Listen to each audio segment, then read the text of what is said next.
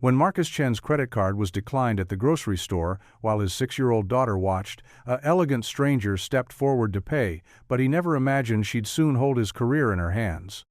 Before we dive into the full story, don't forget to subscribe, because tomorrow we have an extra special story, and leave a comment telling us where in the world you're watching from. We'd love to hear your story too. The fluorescent lights of Save Mart buzzed overhead as Marcus Chen pushed his squeaky-wheeled cart through the produce section, his 6-year-old daughter Emma skipping beside him with the boundless energy that only children possess on a Tuesday evening. The overhead announcements echoed through the cavernous space, advertising discounts on items he couldn't afford, even at reduced prices. "Daddy, can we get the strawberries?" Emma asked, pointing to the vibrant red berries displayed in perfect pyramids. "They look like little hearts." Marcus paused, studying the price tag with the practiced eye of someone who calculated every purchase down to the penny. $4.99 for a small container. He did the mental math quickly, factoring in the milk, bread, and pasta sauce already in their cart. The strawberries would push them over the carefully budgeted $40 limit he'd set for this trip. "Maybe next week, sweetheart," he said, steering the cart toward the more practical vegetables. "How about some carrots instead? Remember how Bugs Bunny loves them?" Emma's face fell slightly, but she nodded with the resilience children develop when they learn early that wanting and having are different things. "Okay, Daddy. But can you make them into little sticks like last time?" "Of course," Marcus replied, placing a bag of carrots in the cart while silently calculating how many meals he could stretch from the ingredients they were buying. At 34, he had become an expert at creating nutritious dinners from budget groceries, a skill he'd never imagined needing during his married years when grocery shopping was casual and unplanned. The divorce had been finalized 8 months ago, but the financial aftermath continued to reshape every aspect of their lives. The child support payments, while necessary and gladly paid, combined with the alimony and legal fees, had transformed Marcus from a comfortable middle-class software engineer into someone who counted coupons and bought generic brands. His modest apartment in Queens was a far cry from the suburban home Emma had known for her first 5 years. "Daddy, why do we always get the white boxes instead of the pretty ones?" Emma asked, holding up a generic cereal box beside a colorful name-brand alternative. Marcus knelt to her level, his khaki pants pulling at the knees where they'd been worn thin. "Remember what we talked about? Sometimes the things in the plain boxes taste just as good, and they help us save money for important things." "Like my school field trip?" "Exactly like your school field trip," he confirmed, though privately he wondered how he'd manage the $30 fee due next week. Emma's excitement about visiting the Children's Museum had been building for weeks, and the thought of disappointing her made his chest tighten with familiar anxiety. They continued through the store methodically, Marcus consulting the list he'd written on the back of an envelope. Every item was essential, every price considered. In the cereal aisle, he watched a mother casually toss 3 boxes of different brands into her cart without checking prices, and he felt a familiar pang of envy for the financial security he'd once taken for granted. His phone buzzed with a text message. Sarah, his ex-wife, confirming their daughter's pickup time for the weekend. The message was businesslike, devoid of the warmth that had once characterized their communication. She'd moved on quickly after their divorce, already living with her new boyfriend in a downtown loft that Emma described with wide-eyed wonder during their custody exchanges. "Daddy, are you sad?" Emma asked, noticing his expression as he tucked the phone back into his pocket. "No, sweetheart. Just thinking about work stuff," he lied smoothly, forcing a smile. Work was indeed another source of stress. TechFlow Solutions, the mid-sized software company where he'd been employed for 6 years, had been experiencing financial difficulties. Rumors of layoffs circulated regularly, though management continued to deny them publicly. As a mid-level engineer, without managerial responsibilities, Marcus knew he'd be among the first to go if cuts became necessary. They reached the checkout lanes as the evening rush began in earnest. Marcus chose the line that appeared shortest, though experience had taught him that such calculations were often wrong. Emma entertained herself by making faces at a baby in a nearby cart, while Marcus reviewed their selections one final time, ensuring they hadn't exceeded their budget. The cashier, a teenager with expertly applied makeup and board efficiency, began scanning their items with mechanical precision. Marcus watched the digital display climb steadily. $23, $38, $41. His stomach tightened as the total approached his limit. "That'll be $127.38, the cashier announced without looking up. Marcus felt the color drain from his face. $127. Somehow, his careful calculations had been wrong. Perhaps he'd misread a price tag, or forgotten to account for tax on certain items. Behind him, other customers waited with varying degrees of patience, their carts loaded with groceries that probably cost more than he earned in a day. "I'm sorry," he said, his voice catching slightly. "Could you remove a few items? I think I made a mistake." Emma looked up at him with confusion, not yet understanding the adult mathematics of want versus affordability. The cashier sighed audibly, clearly annoyed by the complication to her routine. "Which items?" she asked, her tone suggesting this was an inconvenience she'd prefer to avoid. Marcus scanned the bagged groceries, trying to decide what they could live without. The milk was essential for Emma's cereal. The bread was necessary for her school lunches. The pasta sauce would provide several dinners. Everything seemed vital when viewed through the lens of his daughter's needs. "The juice boxes," he said finally, pointing to the package that had been Emma's one special request. "And maybe the—" He hesitated, seeing Emma's face fall as she realized her treats were being taken away. "Daddy?" she whispered, tugging at his sleeve with the intuitive understanding that something was wrong. Marcus felt heat flush his cheeks as other customers began to notice the delay. A man in an expensive suit checked his watch impatiently. A woman with perfectly styled hair and designer yoga clothes tapped her foot rhythmically. The familiar shame of financial inadequacy washed over him, the same feeling he'd experienced countless times since the divorce. He reached for his wallet, hoping irrationally that he'd somehow forgotten about money hidden in one of the compartments. His checking account balance, checked obsessively that morning, had shown exactly $43.16. Not enough. "Sir?" the cashier prompted, her impatience growing more evident. "I need to remove the juice boxes and the crackers," Marcus said, his voice barely audible. "I'm sorry for the inconvenience." Just as the cashier reached for the items with an exaggerated sigh, a gentle voice spoke from behind them. "Excuse me, but I'd like to pay for their groceries." Marcus turned to see a woman in her early 40s standing behind him in line. She wore an elegant charcoal wool coat that looked expensive but understated, the kind of garment that spoke of quality rather than flash. Her dark hair was pulled back in a simple style, and her face held an expression of genuine kindness rather than pity. "I'm sorry, what?" Marcus stammered, confusion mixing with embarrassment. "Your groceries," she repeated calmly, already reaching into a leather purse that probably cost more than Marcus's monthly salary. "I'd like to cover them if that's all right." "No, thank you," Marcus replied quickly, his pride flaring despite his desperate circumstances. "That's very kind, but I couldn't accept." The woman smiled gently, an expression that reached her eyes and somehow made her offer seem less like charity and more like simple human kindness. "Please. Sometimes we all need a little help, and I'm in a position to provide it today." Emma tugged at Marcus's jacket again, her young mind struggling to process the interaction. "Daddy, the nice lady wants to help us." "I really can't," Marcus insisted, though his voice lacked conviction. The practical part of his mind recognized that accepting would solve their immediate problem and ensure Emma didn't go without the food she needed. "My name is Victoria," the woman said, extending her hand with natural warmth. "And I promise this isn't charity. Think of it as one parent helping another. I have a daughter, too." Something in her tone, the genuine understanding rather than condescension, made Marcus hesitate. Victoria didn't speak down to him or treat him like a charity case. Instead, she offered assistance with the dignity of someone who understood that circumstances could change quickly and unexpectedly. "I don't know what to say," Marcus admitted, feeling tears prick at the corners of his eyes.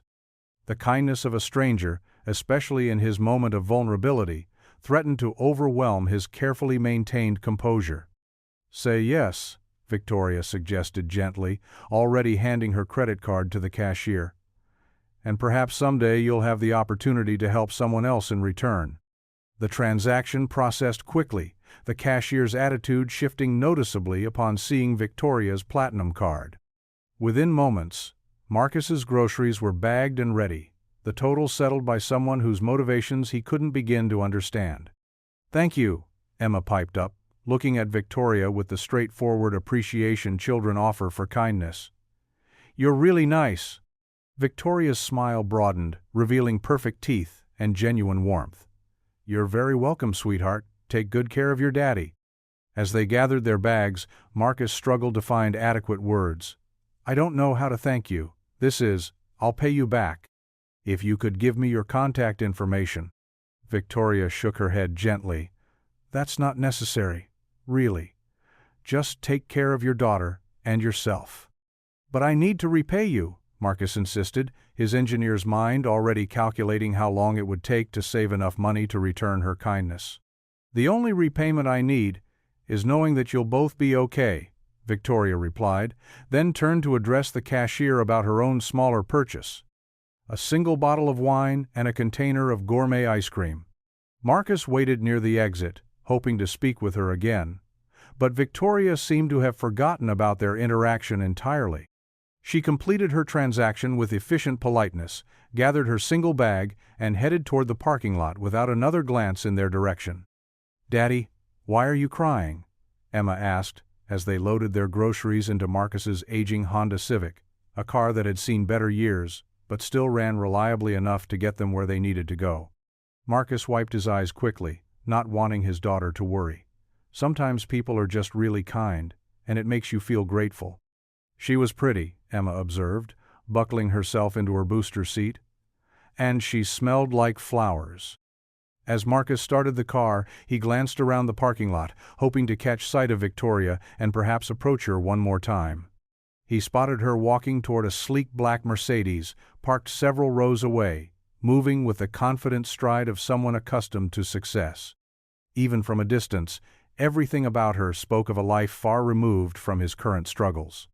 The drive home to their modest apartment complex gave Marcus time to process what had happened. $127 was probably insignificant to someone who drove a Mercedes and wore coats that cost more than his monthly grocery budget. For her, it had been a small gesture. For him, it represented the difference between providing for his daughter's needs and failing in his most fundamental responsibility as a father. "Are we going to see the nice lady again?" Emma asked as they climbed the stairs to their second-floor apartment, the grocery bags distributed between them according to what a 6-year-old could safely carry. "I don't know, sweetheart," Marcus replied honestly.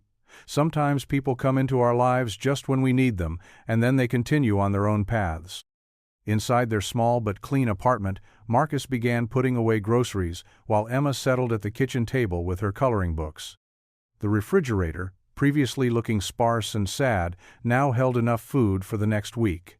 The sight of full shelves brought unexpected emotion, and Marcus had to turn away to compose himself. His phone buzzed with a notification from his banking app. Even though the groceries had been paid for, he checked his balance compulsively. $43.16, unchanged. Tomorrow was payday, but after rent, utilities, and child support, little would remain for discretionary expenses. The field trip fee still loomed as an unsolved problem. "Daddy, can you help me color this princess?" Emma asked, holding up her coloring book. "I want to make her dress the same color as the nice lady's coat." Marcus joined his daughter at the table, selecting a gray crayon to match Victoria's elegant charcoal coat. As he helped Emma stay within the lines, his mind worked on the problem of finding their benefactor. The parking lot encounter had been too brief for meaningful conversation, and he'd been too shocked to think clearly about getting contact information.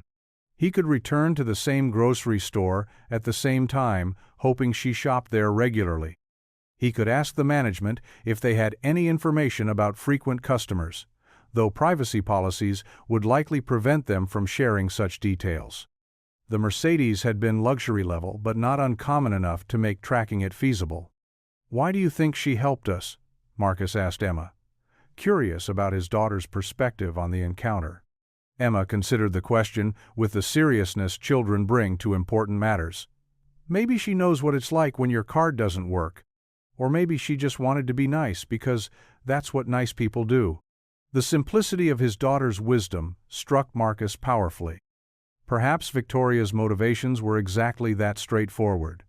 Kindness for its own sake, help offered because she had the means to provide it. The complications were all his own creation, born from pride and the discomfort of accepting assistance. Later that evening, after Emma had gone to bed, Marcus sat at his laptop, researching local businesses and organizations, hoping to find some trace of Victoria. The name alone wasn't enough. He needed more information. Her car, her clothes, her confident demeanor all suggested someone prominent in the community, possibly involved in business or philanthropy. He searched LinkedIn for Victoria's in the greater New York area, scrolling through hundreds of profiles without finding anyone who matched his memory of the woman from the store. Professional networking sites, local business journals, charity organization, donor list she explored every avenue he could think of, driven by the need to transform his gratitude into action. The next morning brought the familiar routine of getting Emma ready for school while preparing for another day at TechFlow Solutions. Marcus packed her lunch with groceries. Victoria had unknowingly provided, including the juice box that had nearly been removed from their purchase. Such a small thing, but Emma's excitement as she placed it in her lunch bag reminded him how significant small kindnesses could be. "Are you going to try to find the nice lady today?" Emma asked as Marcus braided her hair, a skill he'd learned through necessity after Sarah moved out. "I might try," he admitted. "Would you like me to find her?" "Yes, because you should say thank you properly. That's what you always tell me to do." At TechFlow's offices in Midtown Manhattan, Marcus struggled to concentrate on his coding assignments. His mind kept drifting to Victoria's face, trying to memorize details that might help him locate her. The memory of her kindness felt like a bright spot in an otherwise challenging period of his life. His colleague, Jennifer, noticed his distraction during their morning stand-up meeting. "You seem different today," she observed during their coffee break. "More relaxed somehow." Marcus considered sharing the story, but decided against it. The vulnerability of the grocery store moment still felt too raw to discuss casually. Instead, he deflected with questions about her weekend plans and listened to her complaints about her landlord's latest unreasonable demands. The irony wasn't lost on him that he was searching for someone who clearly moved in circles far above his current economic status. Victoria's coat, car, and general demeanor suggested wealth that probably exceeded anything he'd ever achieve. Yet her kindness had been offered without condescension, or the performance many wealthy people exhibited when engaging in charitable acts. During lunch, Marcus walked to a nearby bookstore and asked the staff if they knew of any local business leaders named Victoria. The query felt awkward and vague, but he was running out of ideas. The young clerk suggested checking local newspapers' business sections or the websites of professional organizations. That evening, Emma helped him search online, her 6-year-old enthusiasm bringing a playful energy to what had become an increasingly obsessive quest. They looked through photos from charity galas and business events, Emma providing commentary on the women's dresses while Marcus scanned faces for any sign of their benefactor. "What if we never find her?" Emma asked as they concluded another fruitless search session. "Then we'll remember her kindness and try to be as generous with others as she was with us," Marcus replied, realizing that his daughter's question had touched on his deepest fear. Not finding Victoria meant living with permanent debt to a stranger, carrying gratitude with no means of expression. The days that followed fell into a pattern of work, parenting, and searching. Marcus visited the grocery store at various times, hoping to encounter Victoria again. He spoke with cashiers and managers, describing her as best he could without seeming like a stalker. Everyone was polite but unhelpful. Customer privacy policies prevented them from sharing any information, even if they had recognized his description. 2 weeks after the encounter, Marcus was beginning to accept that his search might be futile. Victoria had appeared in his life like a guardian angel, solved an immediate crisis, and vanished as mysteriously as she'd arrived. Perhaps that was the nature of such gifts. They weren't meant to create ongoing obligations, but simply to provide help when it was desperately needed. Emma had stopped asking about finding the nice lady, though she still mentioned her occasionally when they passed the grocery store or when she used the juice boxes Victoria had made possible. The memory had become part of their family story, a reminder that unexpected kindness existed in the world even during difficult times. At work, Marcus threw himself into his projects with renewed energy, perhaps motivated by Victoria's faith in his potential. If someone could be that generous to a stranger, he reasoned, then he should maximize his efforts to deserve such kindness. His code became cleaner, his problem-solving more creative, his collaboration with colleagues more constructive. The field trip fee remained a challenge, until Marcus discovered he could work an extra weekend shift updating the company's security protocols. The overtime pay would cover Emma's museum visit with enough left over for a small celebration dinner afterward. When he told Emma the good news, her excitement reminded him that small victories could feel as significant as major triumphs. "The nice lady would be happy that you figured it out," Emma said seriously as they planned her museum outfit the night before the trip. Marcus agreed, though he wondered if Victoria even remembered their brief encounter. For her, the $127 had probably been forgotten as soon as she left the parking lot. For him, it had become a defining moment, a reminder of human compassion and the difference a single act of kindness could make in someone's life. As he tucked Emma into bed that night, she asked the question that had been underlying their entire search effort. "Daddy, do you think the nice lady knows how much she helped us?" Marcus considered this carefully before answering. "I think she knows that helping people is important, even if she doesn't know exactly how much her kindness meant to us. Maybe someday we'll help someone like she helped us," Emma suggested with the optimism that came naturally to children. "I hope so," Marcus replied, meaning it completely. "I really hope so." Neither Marcus nor Emma could have imagined that in just 3 weeks, circumstances would bring Victoria back into their lives in a way that would transform not just their financial situation, but everything Marcus thought he knew about success, opportunity, and the unexpected ways the universe rewards those who persevere through adversity with grace and determination. The fluorescent lights of the convenience store hummed overhead as Marcus Chen stared at the price tags with growing despair. $8.47 for a loaf of bread, peanut butter, and a small jar of jelly. His wallet contained exactly $6.15, the remnants of his last paycheck after rent, utilities, and Lily's school lunch account had claimed their portions. "Daddy, can we get the strawberry jam instead?"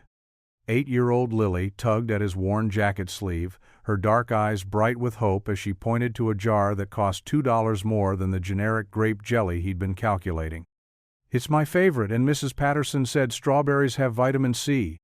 Marcus knelt down to Lily's eye level, smoothing a strand of her silky black hair that had escaped from her ponytail. She'd inherited his mother's delicate features and his own stubborn cowlick, creating a combination that never failed to make his heart ache with love and protective worry. "Not today, sweetheart. Maybe next week when Daddy gets paid from the bookstore job." The lie came easily now, a practiced fiction to shield her from the brutal mathematics of their existence. There would be no strawberry jam next week either. Not unless one of his 3 part-time jobs suddenly became full-time, or the freelance graphic design work he did late into the night started paying enough to matter. Lily accepted the disappointment with the grace that always amazed him, simply nodding and putting the strawberry jam back on the shelf with careful precision. At 8, she had already learned not to ask for too much, a lesson no child should have to master, but one that their circumstances had taught her anyway. Marcus returned the items to the shelf and guided Lily toward the exit, his stomach cramping with hunger that had become a constant companion over the past 3 weeks. The math was simple and unforgiving. 3 part-time jobs that barely covered rent and utilities, leaving little for luxuries like consistent meals. He'd been eating once a day, telling Lily he wasn't hungry when she offered to share her school lunch leftovers. "Are we going home now?" Lily asked as they stepped onto the sidewalk, her small hand finding his automatically. The early evening air carried the promise of rain, and Marcus pulled his jacket tighter around his thin frame. "Let's walk for a little bit first," he suggested, steering them away from their studio apartment where the refrigerator contained only condiments and tap water. Walking delayed the inevitable return to emptiness and gave Lily a chance to see something beyond their cramped living space. They strolled through downtown Seattle, past restaurants with warm lights and the tantalizing aroma of food that made Marcus's stomach clench with longing. Lily chattered about her day at school, describing her art project and the book her teacher had read during story time. Her resilient optimism in the face of their circumstances never ceased to amaze him. "Mrs. Chen always packs the best lunches for Tommy," Lily mentioned casually, referring to her classmate. "Today he had dumplings and fruit snacks and a juice box. He said his mom makes extra because she knows some kids don't have much lunch." Marcus felt heat rise in his cheeks, wondering if Lily's teacher had noticed the increasingly meager contents of her lunchbox. "You always have lunch, sweetheart. Don't worry about Tommy's food." "I know, Daddy, I just think Mrs. Chen is nice to think about other kids." Lily squeezed his hand. "Like how you always make sure I eat first." The innocent observation hit Marcus like a physical blow. How had his 8-year-old daughter become so perceptive about their struggles? When had she started noticing that he pushed food around his plate without eating, that he claimed to be full after a few bites? They paused at the intersection of Pine and Fifth, waiting for the light to change, when the sound of classical music drifted from the Grand Fairmont Hotel across the street. Through the massive glass windows, Marcus could see an elaborate wedding reception in progress.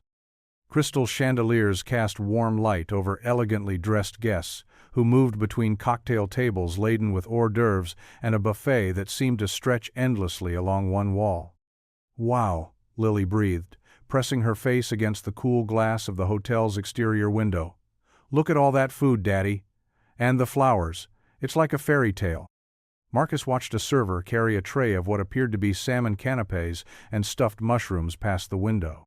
His mouth watered involuntarily as he calculated that a single tray probably contained more food than he and Lily had eaten in the past 2 days combined. "It's beautiful," he agreed, though his focus remained fixed on the abundance of food rather than the floral arrangements or elegant decor. Guests moved casually from station to station, plates piled high with delicacies, many leaving food half-finished on tables as they socialized. "Can we go inside and look?" Lily asked, with the innocent curiosity of a child who hadn't yet learned that some spaces were off-limits to people like them.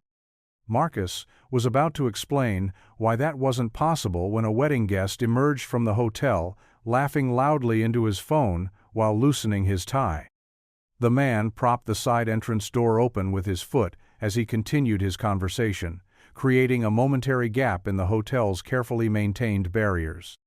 "Daddy?" Lily tugged at his sleeve again, her voice small with a hunger she was trying not to express. "My tummy feels really empty. Do you think they might have extra food, like Mrs. Chen with the lunches?" Looking down at his daughter's upturned face, Marcus felt something crack inside his chest. Lily's cheeks had grown hollow over the past month, her clothes hanging loose on her small frame, despite his careful rationing of their limited resources. She never complained, never demanded more than he could provide, but her body was showing the effects of their situation in ways that no child should have to experience. The man on the phone moved away from the door, which began to slowly swing closed. In that moment, Marcus made a decision that went against every principle he'd tried to instill in Lily about honesty and integrity. "Stay close to me," he whispered, grasping her hand firmly. "We're going to walk inside very quietly and see if there's some food we can share. But we need to be invisible, okay? Like we're playing hide and seek." Lily's eyes widened with excitement and confusion. "Are we allowed to?" Marcus hesitated, the weight of the lie heavy on his tongue. "Sometimes when people have too much, it's okay to help ourselves to a little bit. but we have to be very careful and very quiet." They slipped through the closing door just as the wedding guest pocketed his phone and walked back toward the main reception area. The hotel's interior was even more opulent than it had appeared from outside. Marble floors reflected the warm glow of crystal chandeliers, and the air was rich with the scents of garlic, herbs, and expensive perfume. The wedding reception occupied the hotel's grand ballroom, its doors thrown wide to accommodate the overflow of guests into the adjacent cocktail area. Marcus guided Lily along the wall, trying to look casual while scanning for the least conspicuous approach to the food stations. "Follow my lead," he murmured, straightening his shoulders and attempting to project the confidence of someone who belonged in such elegant surroundings. His reflection in the polished marble revealed the truth. A thin man in a jacket that had seen better days, accompanied by a child whose carefully maintained appearance couldn't quite disguise their circumstances. They approached the hors d'oeuvre station with studied nonchalance.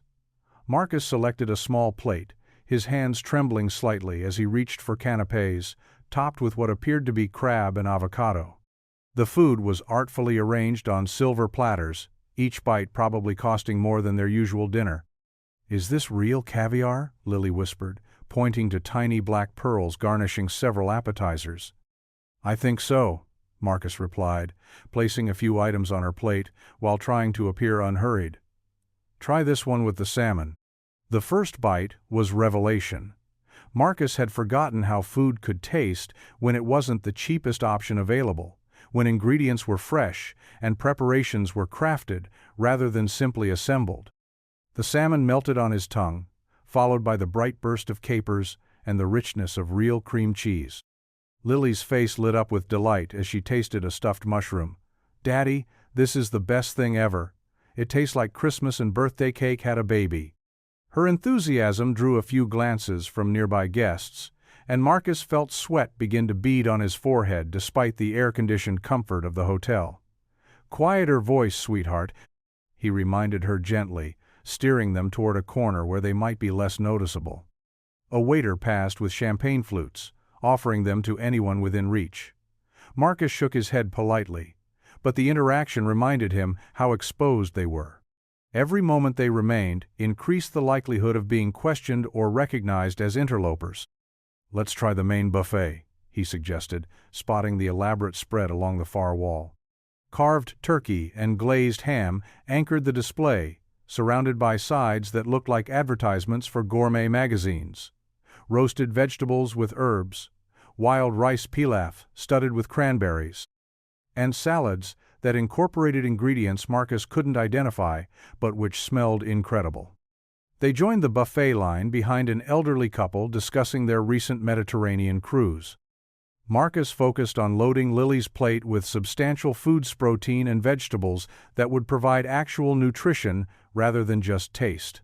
For himself, he selected modest portions, fighting the urge to pile his plate high after weeks of deprivation. "The bride looks absolutely radiant," the elderly woman ahead of them commented to her companion. "Elena always was the most beautiful girl, even as a child. And now look at her successful business, gorgeous wedding, marrying into such a good family." Marcus nodded absently, concentrating on helping Lily navigate the serving utensils without dropping anything. They found seats at a cocktail table near the back of the reception area, partially hidden behind a massive floral arrangement that provided some privacy. The food was extraordinary.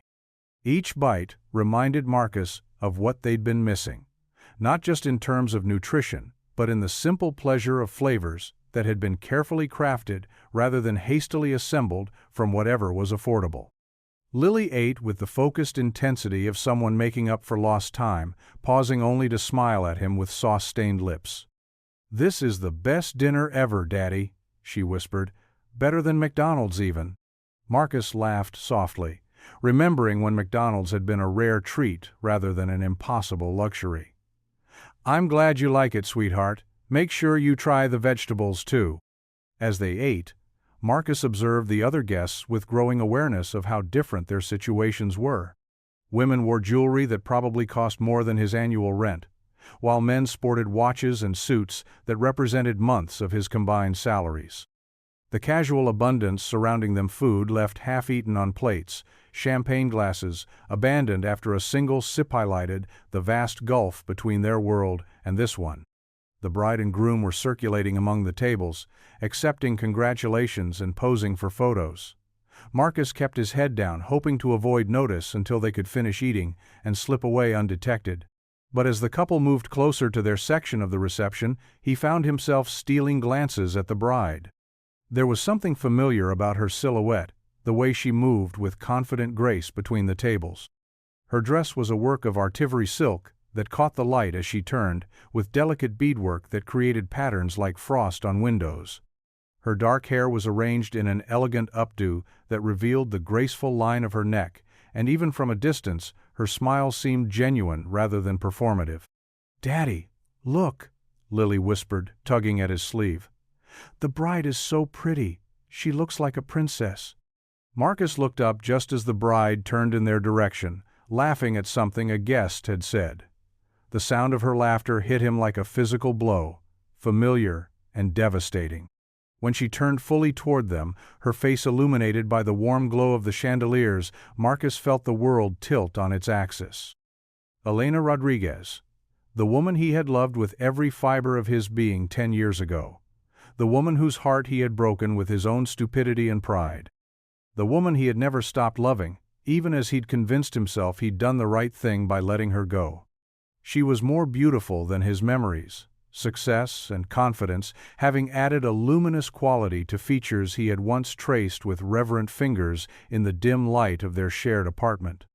Her smile was radiant as she spoke with guests, but there was something in her eyes, a hint of the sadness he remembered from their last conversation, that suggested not everything was as perfect as it appeared. Marcus felt his appetite disappear instantly, replaced by a churning mixture of shock, regret, and something that might have been panic. Of all the weddings in Seattle, of all the hotels where he might have brought his daughter in search of food, fate had led them to Elena's wedding day. The bride Elena moved closer to their table, following the natural progression of her reception rounds. Marcus calculated quickly. They could finish eating and attempt to leave before she reached their area, or they could stay hidden behind the floral arrangement and hope she passed without noticing them. "Daddy, are you okay?" Lily asked, her voice filled with concern. "You look like you saw a ghost." In a way, he had. Elena represented everything he had lost, every choice he regretted. Every night he'd lain awake wondering what might have been if he'd been brave enough to trust in their love instead of his own insecurities. "I'm fine, sweetheart," he managed, though his voice sounded strained even to his own ears. "Maybe we should finish up and head home." But it was too late. Elena had spotted them, her progression around the room bringing her inevitably to their corner. Her smile remained perfectly in place as she approached, but Marcus saw the moment recognition dawned in her eyes. Her step faltered almost imperceptibly, her hand tightening on her bouquet. For a heartbeat that stretched into eternity, they stared at each other across the years and choices that had separated them. Elena's professional composure never wavered, but Marcus could see the storm of emotions playing behind her dark eye, a surprise, confusion, and something else he couldn't quite identify.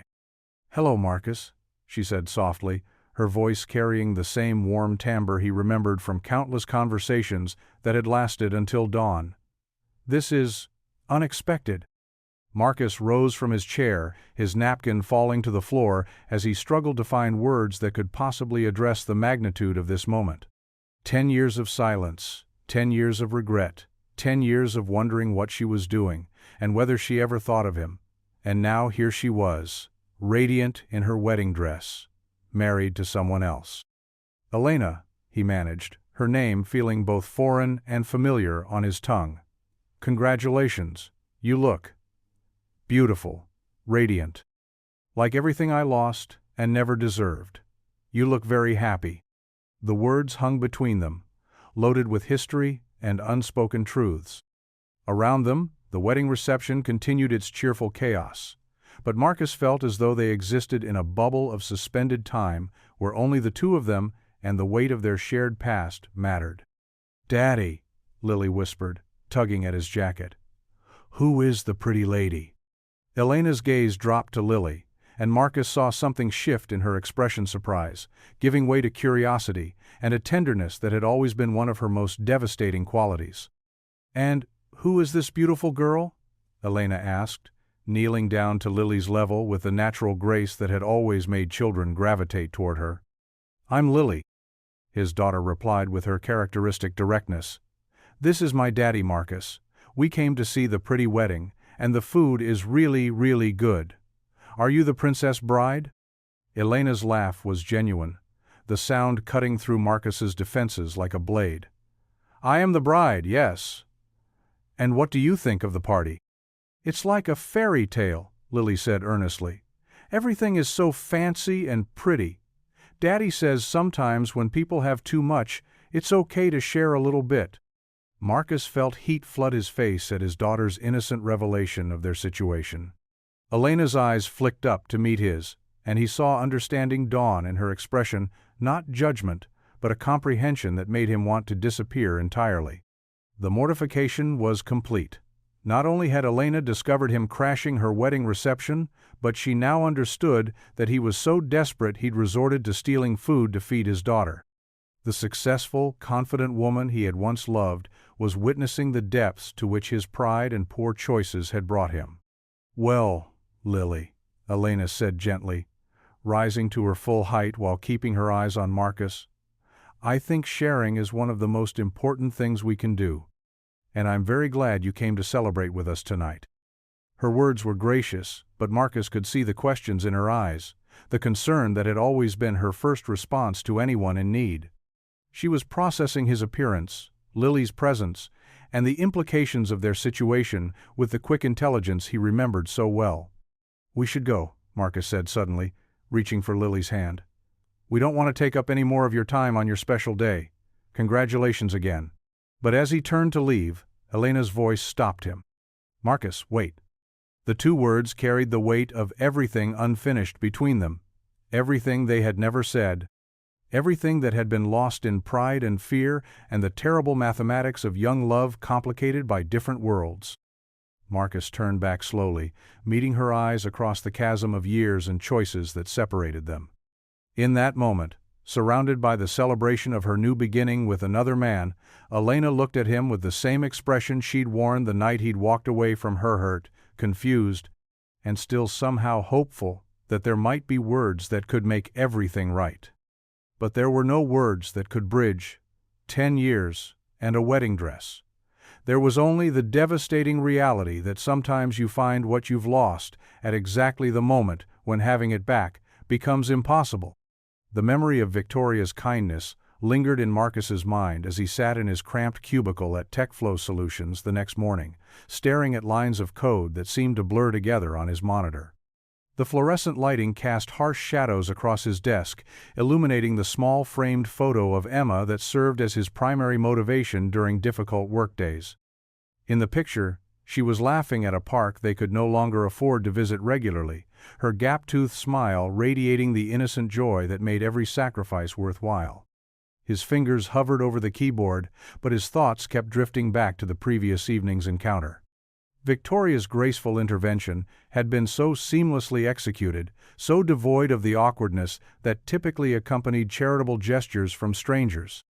There had been no condescension in her voice, no performance of magnanimity that would have made the experience more humiliating than helpful. She had simply stepped forward when needed, paid without fanfare, and disappeared back into her own life, as if helping struggling fathers was as natural as breathing.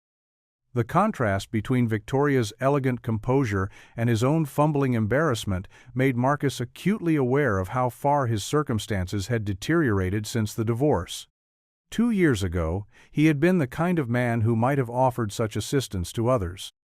His software engineer salary, combined with Sarah's income from her marketing position, had provided comfortable middle-class stability.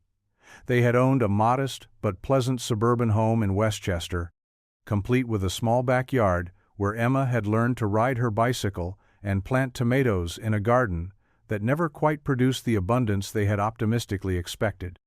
The dissolution of that life had begun with what seemed like minor marital stress. Sarah had grown increasingly dissatisfied with their predictable routine, complaining that Marcus lacked ambition and that their social circle consisted mainly of other young families struggling with mortgages and daycare costs.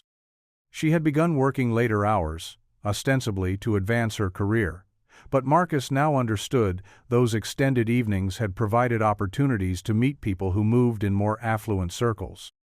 "You're content with mediocrity," Sarah had accused him during one of their increasingly frequent arguments. "You could be making twice your salary if you pushed for promotions or changed companies, but you're too comfortable with being average." Marcus had defended his approach to career advancement, pointing out that his steady employment provided security for their family. He had worked at TechFlow for 4 years by then, building expertise in their systems and earning the respect of his colleagues through reliability rather than flashy innovation. The company's focus on healthcare software felt meaningful to him. His code helped medical professionals manage patient data more efficiently, contributing to better care outcomes in small but tangible ways. "Meaningful work doesn't pay for private schools or vacations to Europe," Sarah had countered, her frustration evident in the sharp edge of her voice. "Emma deserves better than public schools and camping trips to state parks." The conversations had grown more bitter over time, particularly after Sarah met Richard Blackstone at an industry networking event. Richard was a venture capitalist who specialized in technology startups, a man who drove a Tesla Moon, DOS, and owned a downtown loft that had been featured in architectural magazines. He represented everything Sarah felt was missing from her marriage: financial success, social prominence, and the excitement of a lifestyle that extended beyond suburban predictability. Marcus had sensed the shift in his wife's attention before she explicitly acknowledged Richard's presence in her life. She had begun criticizing Marcus's clothes, suggesting he upgrade his wardrobe to make better impressions at work functions. She had started comparing their modest home unfavorably to houses owned by her new acquaintances, pointing out outdated fixtures and small rooms that suddenly seemed inadequate rather than cozy. "I need more than this," Sarah had finally announced on a rainy Thursday evening that Marcus would never forget. Emma had been asleep upstairs, unaware that her parents' marriage was ending in the living room where she usually watched cartoons and built elaborate cities from plastic blocks. "More than what?" Marcus had asked, though part of him already knew the answer. "More than struggling to pay bills every month, more than worrying about whether we can afford Emma's field trips, more than being married to someone who's satisfied with doing just enough to get by." The accusation stung because it contained enough truth to be devastating. Marcus had never been driven by material ambition. He found satisfaction in completing projects well, in maintaining steady employment, in providing a stable foundation for his family. But Sarah's words forced him to confront the possibility that his contentment was actually complacency, that his steady approach to life was actually a failure of imagination and drive. "I love our life," he had said quietly. "I love our family. Isn't that enough?" "It's not enough for me anymore," Sarah had replied, her voice carrying the finality of a decision already made. "Richard has offered me a position with his investment firm. It's an opportunity to build something bigger than what we have here." The mention of Richard's name had confirmed Marcus's suspicions about the real nature of his wife's discontent. This wasn't simply about career advancement or financial improvement. It was about trading their modest life for entry into a world that valued wealth and status above the quiet satisfactions Marcus had always prioritized. The divorce proceedings had been swift and devastating to Marcus's financial stability. Sarah's lawyer had argued persuasively that she deserved significant alimony to maintain her standard of living during the transition period, and that Emma needed substantial child support to ensure her needs were met regardless of which parent had custody. The judge had been sympathetic to Sarah's position, perhaps influenced by her polished presentation and Richard's prominent attorney, who had offered strategic advice throughout the process. Marcus had agreed to terms that left him struggling to meet his basic expenses, partly because he wanted to avoid a prolonged legal battle that would have been traumatic for Emma, and partly because his own lawyer had warned that fighting the settlement would likely result in even more punitive arrangements. The house had been sold, with proceeds split, according to a formula that left Marcus with enough for a security deposit on a modest apartment, but insufficient funds for another down payment. The transition had been hardest on Emma, who had struggled to understand why her parents no longer lived together and why her new living arrangements were so different from the spacious suburban home she had known. Marcus had tried to frame the changes positively, presenting their small apartment as an adventure in city living and emphasizing the special time they would spend together during his custody periods. "Why can't Mommy live here too?" Emma had asked during their first week in the Queen's apartment, her 6-year-old mind unable to grasp the adult complexities that had led to their family's dissolution. "Sometimes grown-ups need to live in different places so they can both be happy," Marcus had explained, though the words felt inadequate even as he spoke them. "But you'll always have both Mommy and Daddy who love you very much." Emma had accepted this explanation with the resilience children display when their world shifts around them, adapting to new routines and environments with remarkable flexibility. She had learned to pack a small suitcase for weekends with Sarah and Richard, returning with stories about restaurants that served food on fancy plates and trips to museums that charged admission fees Marcus couldn't afford. The contrast between his daughter's two worlds was a constant reminder of Marcus's diminished circumstances. Emma never complained about the differences, but Marcus noticed her quick adaptations to each environment. The careful way she hung up her good clothes when returning from weekends with her mother, the automatic lowering of her voice when they passed neighbors in their apartment building's thin-walled hallways, the acceptance of generic cereals and second-hand toys that had replaced the brand-name abundance of her earlier childhood. His dedication to providing the best possible life within his limited means had become Marcus's consuming focus.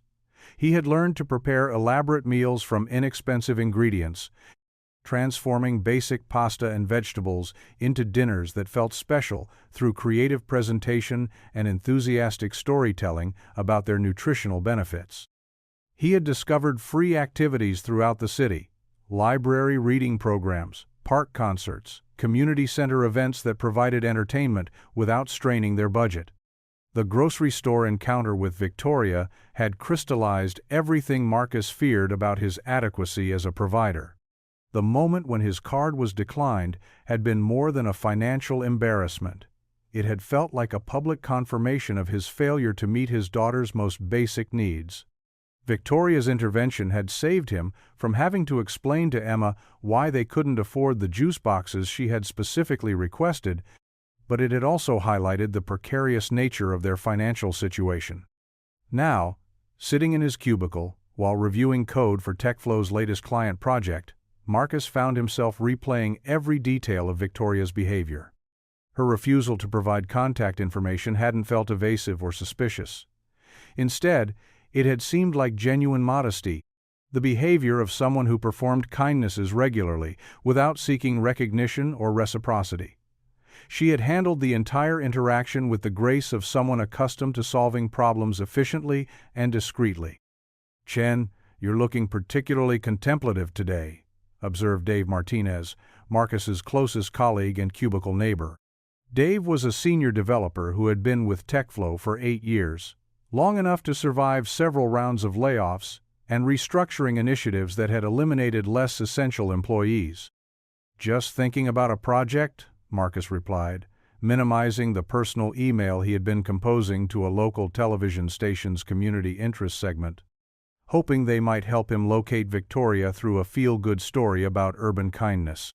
"Well, think faster," Dave advised, lowering his voice to the confidential tone he used when sharing office gossip. "Henderson called another management meeting for this afternoon. Third one this month. The rumor mill thinks our client contracts are getting poached by the competition." Marcus felt his stomach tighten with familiar anxiety. TechFlow Solutions had been experiencing financial pressures for the past year, losing several major clients to larger firms that could offer more comprehensive services at competitive prices. The company's position in the healthcare software market had been gradually eroding as bigger players consolidated smaller competitors and expanded their offerings. "Any idea which clients?" Marcus asked, though he dreaded the answer. His work primarily supported software used by mid-sized medical practices, a market segment that was increasingly dominated by large corporations with vast resources for research and development. "Medical management systems confirmed they're switching to cloud health solutions next quarter," Dave replied grimly. "That's about 30% of our revenue right there." Henderson's been making calls all week, trying to drum up new business, but the proposals aren't converting like they used to. The news sent a chill through Marcus's chest. Medical management systems had been TechFlow's anchor client, providing steady contract work that supported a significant portion of the development team's salaries. Losing that revenue would force the company to make dramatic cuts to remain viable. "Layoffs?" Marcus asked, though he already knew the answer. "Probably. The question is how many and when. Henderson's trying to find replacement contracts before making any announcements, but the math doesn't look good." Marcus nodded, trying to project calm professionalism while internally calculating how long his savings would last if he lost his job. The answer was sobering.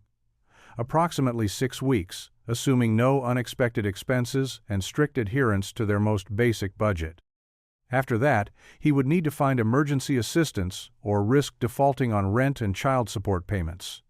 The afternoon management meeting confirmed Dave's pessimistic assessment.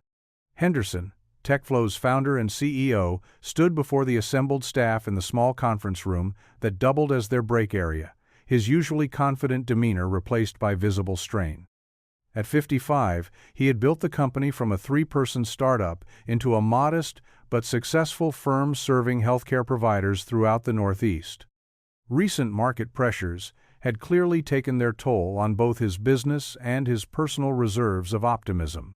"I'll be direct because you all deserve honesty," Henderson began, his voice carrying the weight of difficult decisions. "We've lost medical management systems to cloud health, and 2 smaller clients have indicated they're considering similar moves.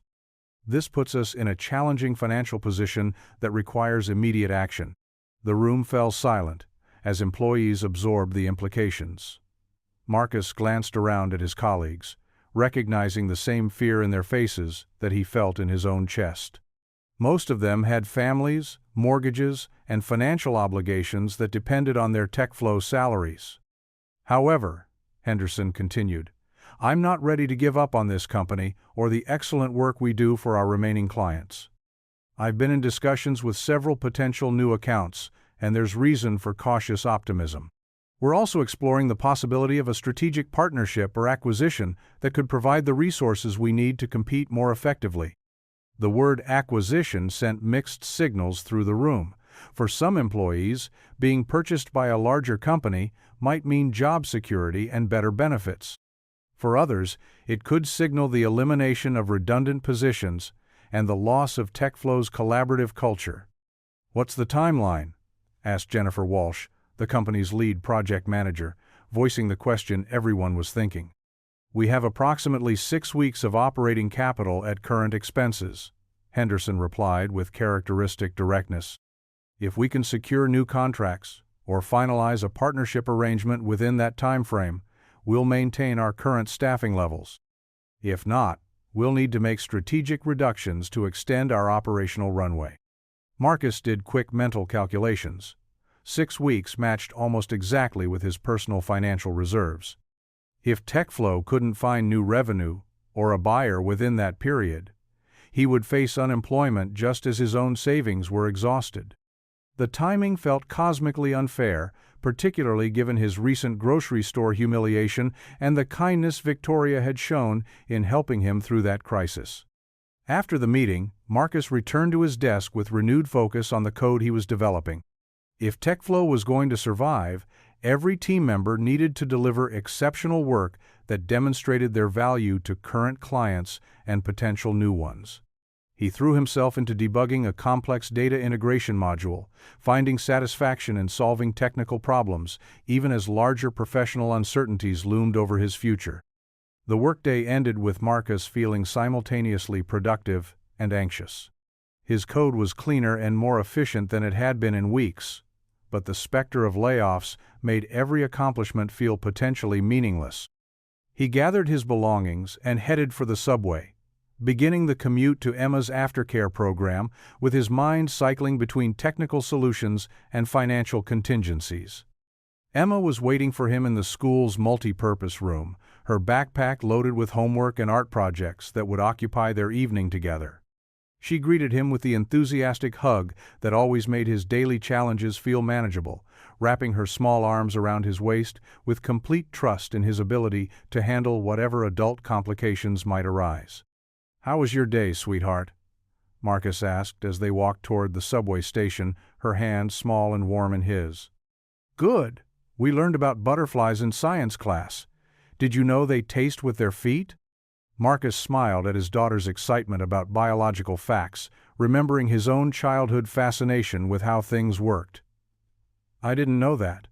What else did you learn?" Emma launched into detailed explanations of butterfly life cycle stages and migration patterns, her enthusiasm infectious despite Marcus's preoccupation with work concerns. Her ability to find wonder in everyday discoveries reminded him that perspective mattered, that challenges could coexist with joy if approached with the right attitude. On the subway ride home, Emma noticed his distracted mood. "Daddy, are you worried about something?" Marcus considered how much to share about his workplace situation. Emma was perceptive enough to sense adult stress, but young enough that detailed explanations would create unnecessary anxiety about things beyond her control. "Work has been a little challenging lately," he said carefully. "Sometimes companies have to make changes, and that can feel uncertain for the people who work there. Like when my teacher, Mrs. Rodriguez, had to move to a different school." "Sort of like that?" Marcus agreed, impressed by his daughter's ability to draw parallels between her experiences and adult situations. "But even when things change, we figure out how to handle them together." Emma nodded seriously, then brightened with the optimism that came naturally to children. "Maybe something good will happen instead, like how the nice lady helped us at the store." Her reference to Victoria brought Marcus's thoughts back to his failed attempts to locate their benefactor. The search had become somewhat obsessive, driven by his need to transform gratitude into action. He had checked the grocery store multiple times, spoken with managers and regular customers, and even posted on neighborhood social media groups asking if anyone knew a woman matching Victoria's description. "Do you think we'll see her again?" Emma asked, as if reading his thoughts. "I don't know," Marcus admitted, "but I hope so. I'd like to thank her properly, and maybe find a way to repay her kindness." "What if we can't find her?" The question touched on Marcus's deepest frustration with the situation. Victoria's anonymity meant his debt to her remained unresolved, a kindness received but not reciprocated. The inability to balance the equation violated his sense of fairness and personal responsibility. "Then we'll remember how good it felt to be helped when we needed it," he said finally. "And we'll try to help other people the same way when we have the chance." That evening, after Emma completed her homework and they shared dinner, made from ingredients Victoria had unknowingly provided, Marcus found himself making a promise that felt both necessary and ambitious. "Emma," he said as he tucked her into bed, "I want you to know that things are going to get better for us. I can't say exactly when or how, but I'm working hard to make sure we have everything we need." "I know, Daddy," Emma replied with the simple faith children place in their parents' abilities to solve any problem. "You always figure things out." Her confidence in him was both heartwarming and terrifying. Marcus desperately wanted to deserve the trust she placed in his competence. But recent events had shaken his certainty about his ability to provide consistent stability. The grocery store incident had highlighted how quickly circumstances could shift from manageable to crisis, and the workplace uncertainty threatened to eliminate the foundation upon which their modest security depended. After Emma fell asleep, Marcus sat at his small desk, alternating between job search websites and his ongoing investigation into Victoria's identity. He submitted applications to software companies throughout the metropolitan area, emphasizing his healthcare industry experience and proven track record with complex data systems. The market for his skills was competitive, but his experience with TechFlow's specialized software gave him advantages that might appeal to companies serving similar clients. His search for Victoria had expanded to include professional networking sites, charity organization databases, and local business directories. He searched for women named Victoria, associated with luxury car dealerships, upscale retail stores, and high-end service providers, reasoning that someone with her apparent wealth would appear in commercial databases linked to her spending patterns. The investigation felt increasingly futile, but Marcus couldn't abandon the effort. Victoria had appeared in his life at a moment of acute vulnerability, provided assistance with perfect grace, and disappeared without leaving any means of contact. The encounter had qualities of a modern fairy tale, complete with a mysterious benefactor whose motivations remained unknowable. As midnight approached, Marcus closed his laptop and prepared for bed, his mind still cycling through the day's revelations about TechFlow's precarious situation and his continued failure to locate Victoria. The combination of workplace uncertainty and unresolved gratitude created a restless energy that made sleep difficult. He lay in his narrow bed, listening to the ambient sounds of their apartment building neighbors, watching late-night television, footsteps in the hallway, the occasional siren from the street below, and contemplated the unpredictable nature of adult life. 2 years ago, he had assumed his trajectory was predictable: steady career advancement, stable marriage, gradual accumulation of middle-class prosperity. The divorce had shattered those assumptions, revealing how quickly external circumstances could reshape everything he thought he knew about his future. Victoria's kindness had provided a different kind of revelation. Her intervention had demonstrated that unexpected help could arrive precisely when needed, that strangers were capable of extraordinary generosity, and that dignity could be preserved even in moments of acute vulnerability. The memory of her gentle smile and refusal to accept thanks had become a source of hope during subsequent difficult moments. Tomorrow would bring another day of uncertain workplace dynamics and continued searching for their grocery store angel. Marcus fell asleep thinking about Emma's unwavering faith in his ability to handle whatever challenges arose, and his determination to prove worthy of that confidence regardless of what changes lay ahead for TechFlow Solutions or their modest but determined family. Little did Marcus know that across Manhattan, Victoria Chen was reviewing quarterly reports for her diverse portfolio of business investments, including a small healthcare software company called TechFlow Solutions that had recently appeared on her acquisition radar due to its specialized expertise and undervalued market position. The intersection of their lives was about to expand far beyond a chance encounter in a grocery store, though neither of them could have imagined the remarkable ways their paths would converge in the weeks ahead. The whispers started on a Monday morning in early October, rippling through TechFlow's open office layout like a virus spreading through an air conditioning system. Marcus arrived at his desk to find Dave Martinez already hunched over his keyboard, but his colleague's usual morning greeting was replaced by a tense nod toward Henderson's corner office, where the blinds were drawn and muffled voices could be heard through the glass walls. "They've been in there since 7:30, Dave murmured without looking up from his screen. "Henderson, Patricia, from HR, and 2 guys in expensive suits who definitely don't work here." Marcus felt his stomach clench as he settled into his chair, powering up his workstation while trying to appear focused on his morning routine. The presence of outside consultants or potential buyers had become a recurring source of anxiety since Henderson's announcement about their financial difficulties. Each mysterious meeting sparked new rounds of speculation about TechFlow's future, and employees had developed an informal intelligence network to track and interpret every unusual occurrence.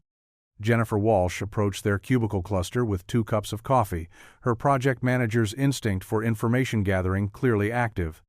"The parking garage security guard says one of the suits drove a Tesla, Moon Doe S, with Connecticut plates," she reported quietly. "The other one arrived in a car service that's been waiting downstairs for 2 hours. Connecticut suggests venture capital or private equity," Dave observed, his voice barely audible above the ambient office noise. Car service indicates serious money. This isn't some local small business looking to expand. Marcus tried to concentrate on reviewing the code he'd been debugging the previous Friday, but his attention kept drifting to Henderson's office and the implications of high-powered visitors conducting lengthy private meetings.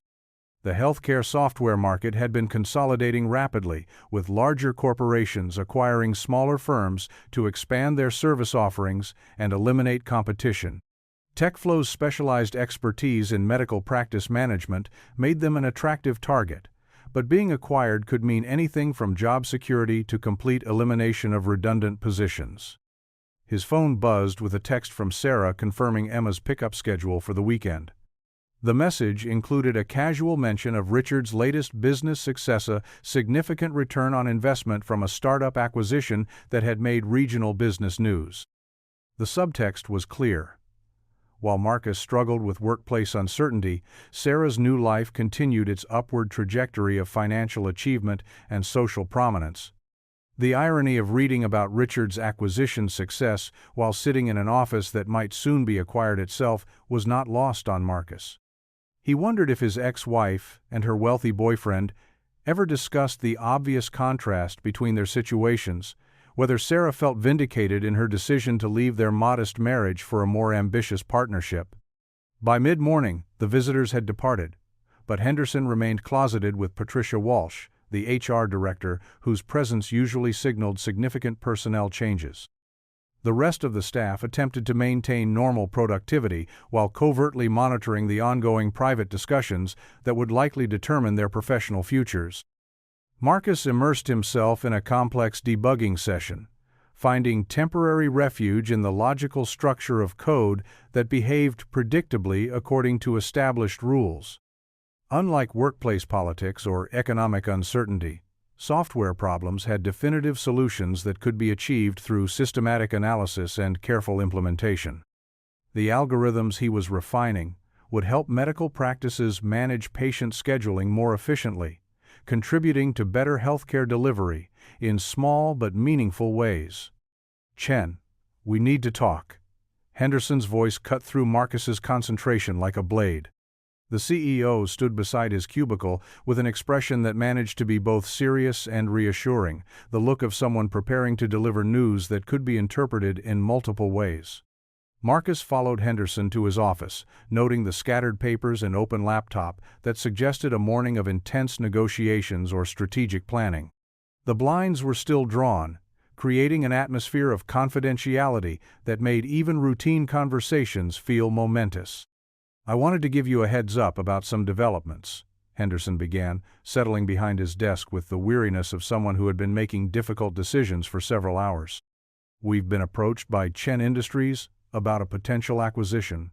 They're a venture capital group with extensive holdings in healthcare technology, and they've expressed serious interest in TechFlow's capabilities." The name Chen triggered a moment of confused recognition in Marcus's mind. His own surname was Chen, though he'd never encountered any relation who moved in venture capital circles. The coincidence felt oddly personal, as if fate was somehow connecting him to TechFlow's potential future in ways he couldn't yet understand. "Are you considering their offer?" Marcus asked, trying to gauge Henderson's position on the proposal. "I'm considering all options that might preserve this company and protect our employees' jobs," Henderson replied diplomatically.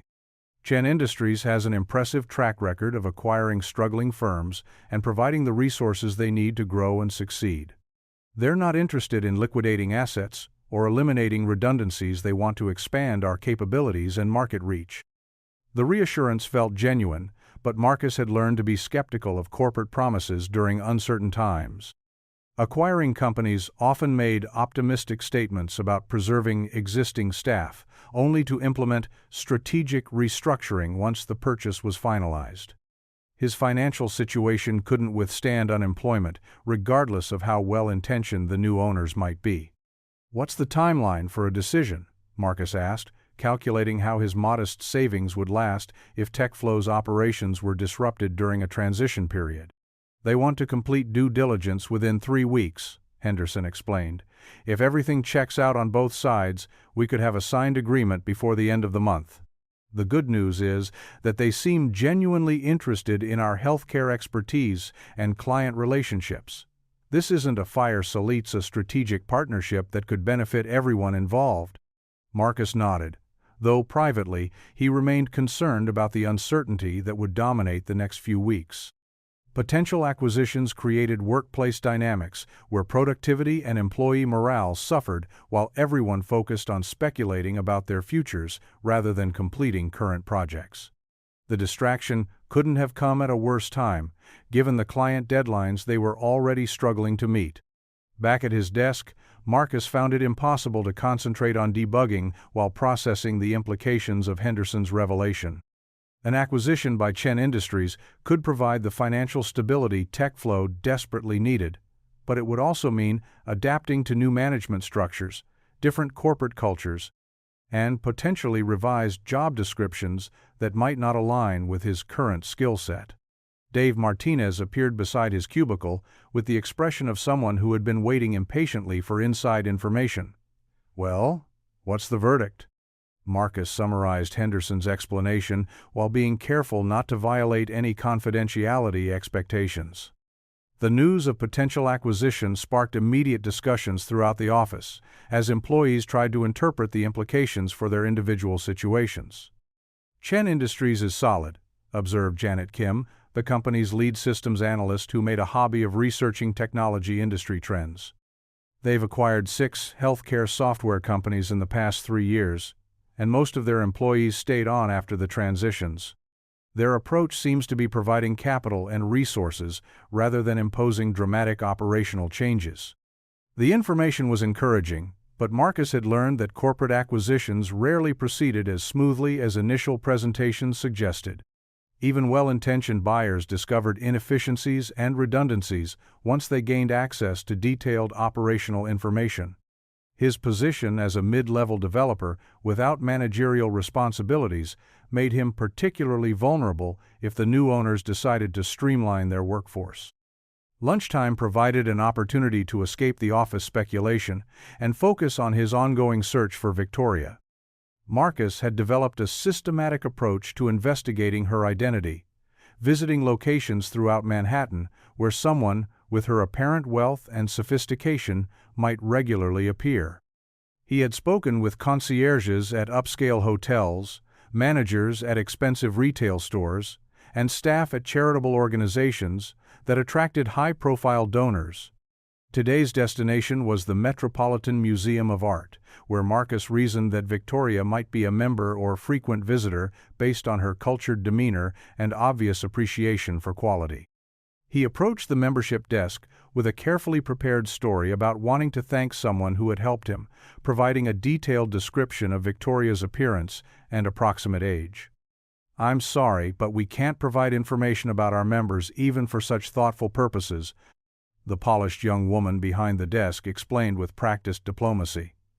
"Privacy policies prevent us from confirming whether anyone matching that description has a membership here." Marcus had received similar responses from dozens of institutions throughout the city. Victoria's anonymity seemed deliberately maintained, as if she moved through Manhattan's elite circles while avoiding the social media presence and public recognition that typically accompanied significant wealth. Her ability to help strangers without seeking credit or reciprocal obligations suggested someone who performed charitable acts regularly and discreetly. The search had become an obsession that Marcus recognized was probably unhealthy, but he couldn't abandon the effort. Victoria's kindness had prevented a humiliating scene in front of Emma, and the debt felt enormous despite its modest dollar amount. His engineer's mind required completion of logical sequences, and the incomplete transaction with Victoria violated his sense of proper closure. Walking back to TechFlow's offices, Marcus passed the grocery store where they had first encountered Victoria. He had spoken with every employee who worked regular shifts, hoping someone might remember the elegant woman who had paid for a stranger's groceries 3 weeks earlier.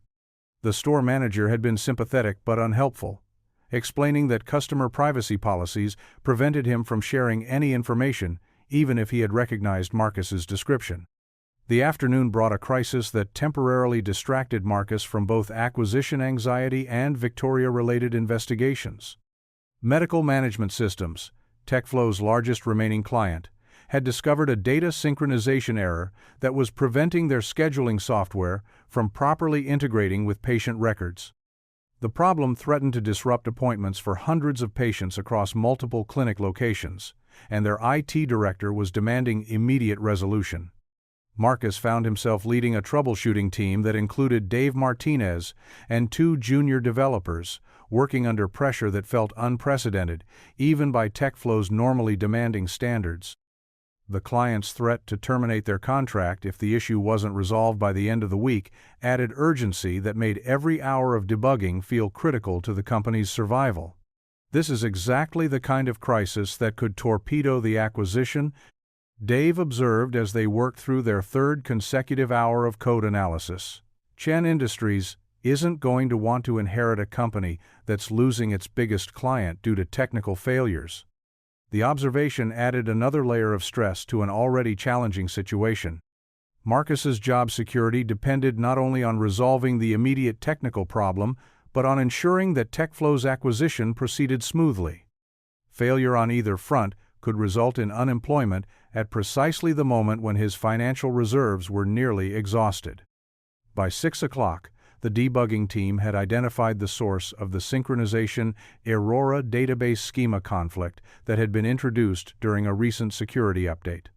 The fix would require careful coordination with Medical Management Systems IT staff and extensive testing to ensure that resolving one problem didn't create others elsewhere in their system. Marcus called Emma's aftercare program to explain that he would be late, feeling the familiar guilt of allowing work pressures to interfere with parenting responsibilities. Emma's teacher assured him that staying until 7 o'clock wouldn't be a problem, but Marcus could hear his daughter's disappointment in the background when the situation was explained to her. The subway ride to Emma's school gave Marcus time to decompress from the technical crisis while shifting his mental focus to parenting mode. Emma greeted him with a hug that was slightly less enthusiastic than usual, her 6-year-old sensitivity picking up on his stress despite his attempts to project calm confidence. "Why do you have to work so late, Daddy?" Emma asked as they walked toward the subway station, her small hand warm in his as they navigated the crowded sidewalk. "Sometimes when people have problems with their computers, I help them fix those problems," Marcus explained, trying to frame his work in terms that would make sense to a first grader. Today, some doctors needed help with their computer system so they could take better care of their patients. Emma nodded seriously, then asked the question that cut straight to Marcus's deepest concerns. "Are you going to lose your job like Tommy's dad did?" Marcus felt his chest tighten. Tommy was one of Emma's classmates whose father had been laid off from his construction job the previous month. The family's financial stress had become visible to the children through changes in Tommy's lunch routine and after-school activities, creating anxiety among Emma's peer group about the stability of their own family's circumstances. "I don't think so, sweetheart," Marcus replied carefully. "My company might be bought by another company, which could actually make things better for everyone who works there." "What does that mean, bought by another company?" Marcus searched for an analogy that would make sense to a 6-year-old mind. "It's like when a bigger store buys a smaller store and gives it more money to have better things for customers. The people who work at the small store usually get to keep their jobs, and sometimes they get paid more because the bigger store has more money." Emma seemed satisfied with this explanation, though Marcus wondered if he was being overly optimistic about the acquisition's likely impact on his employment.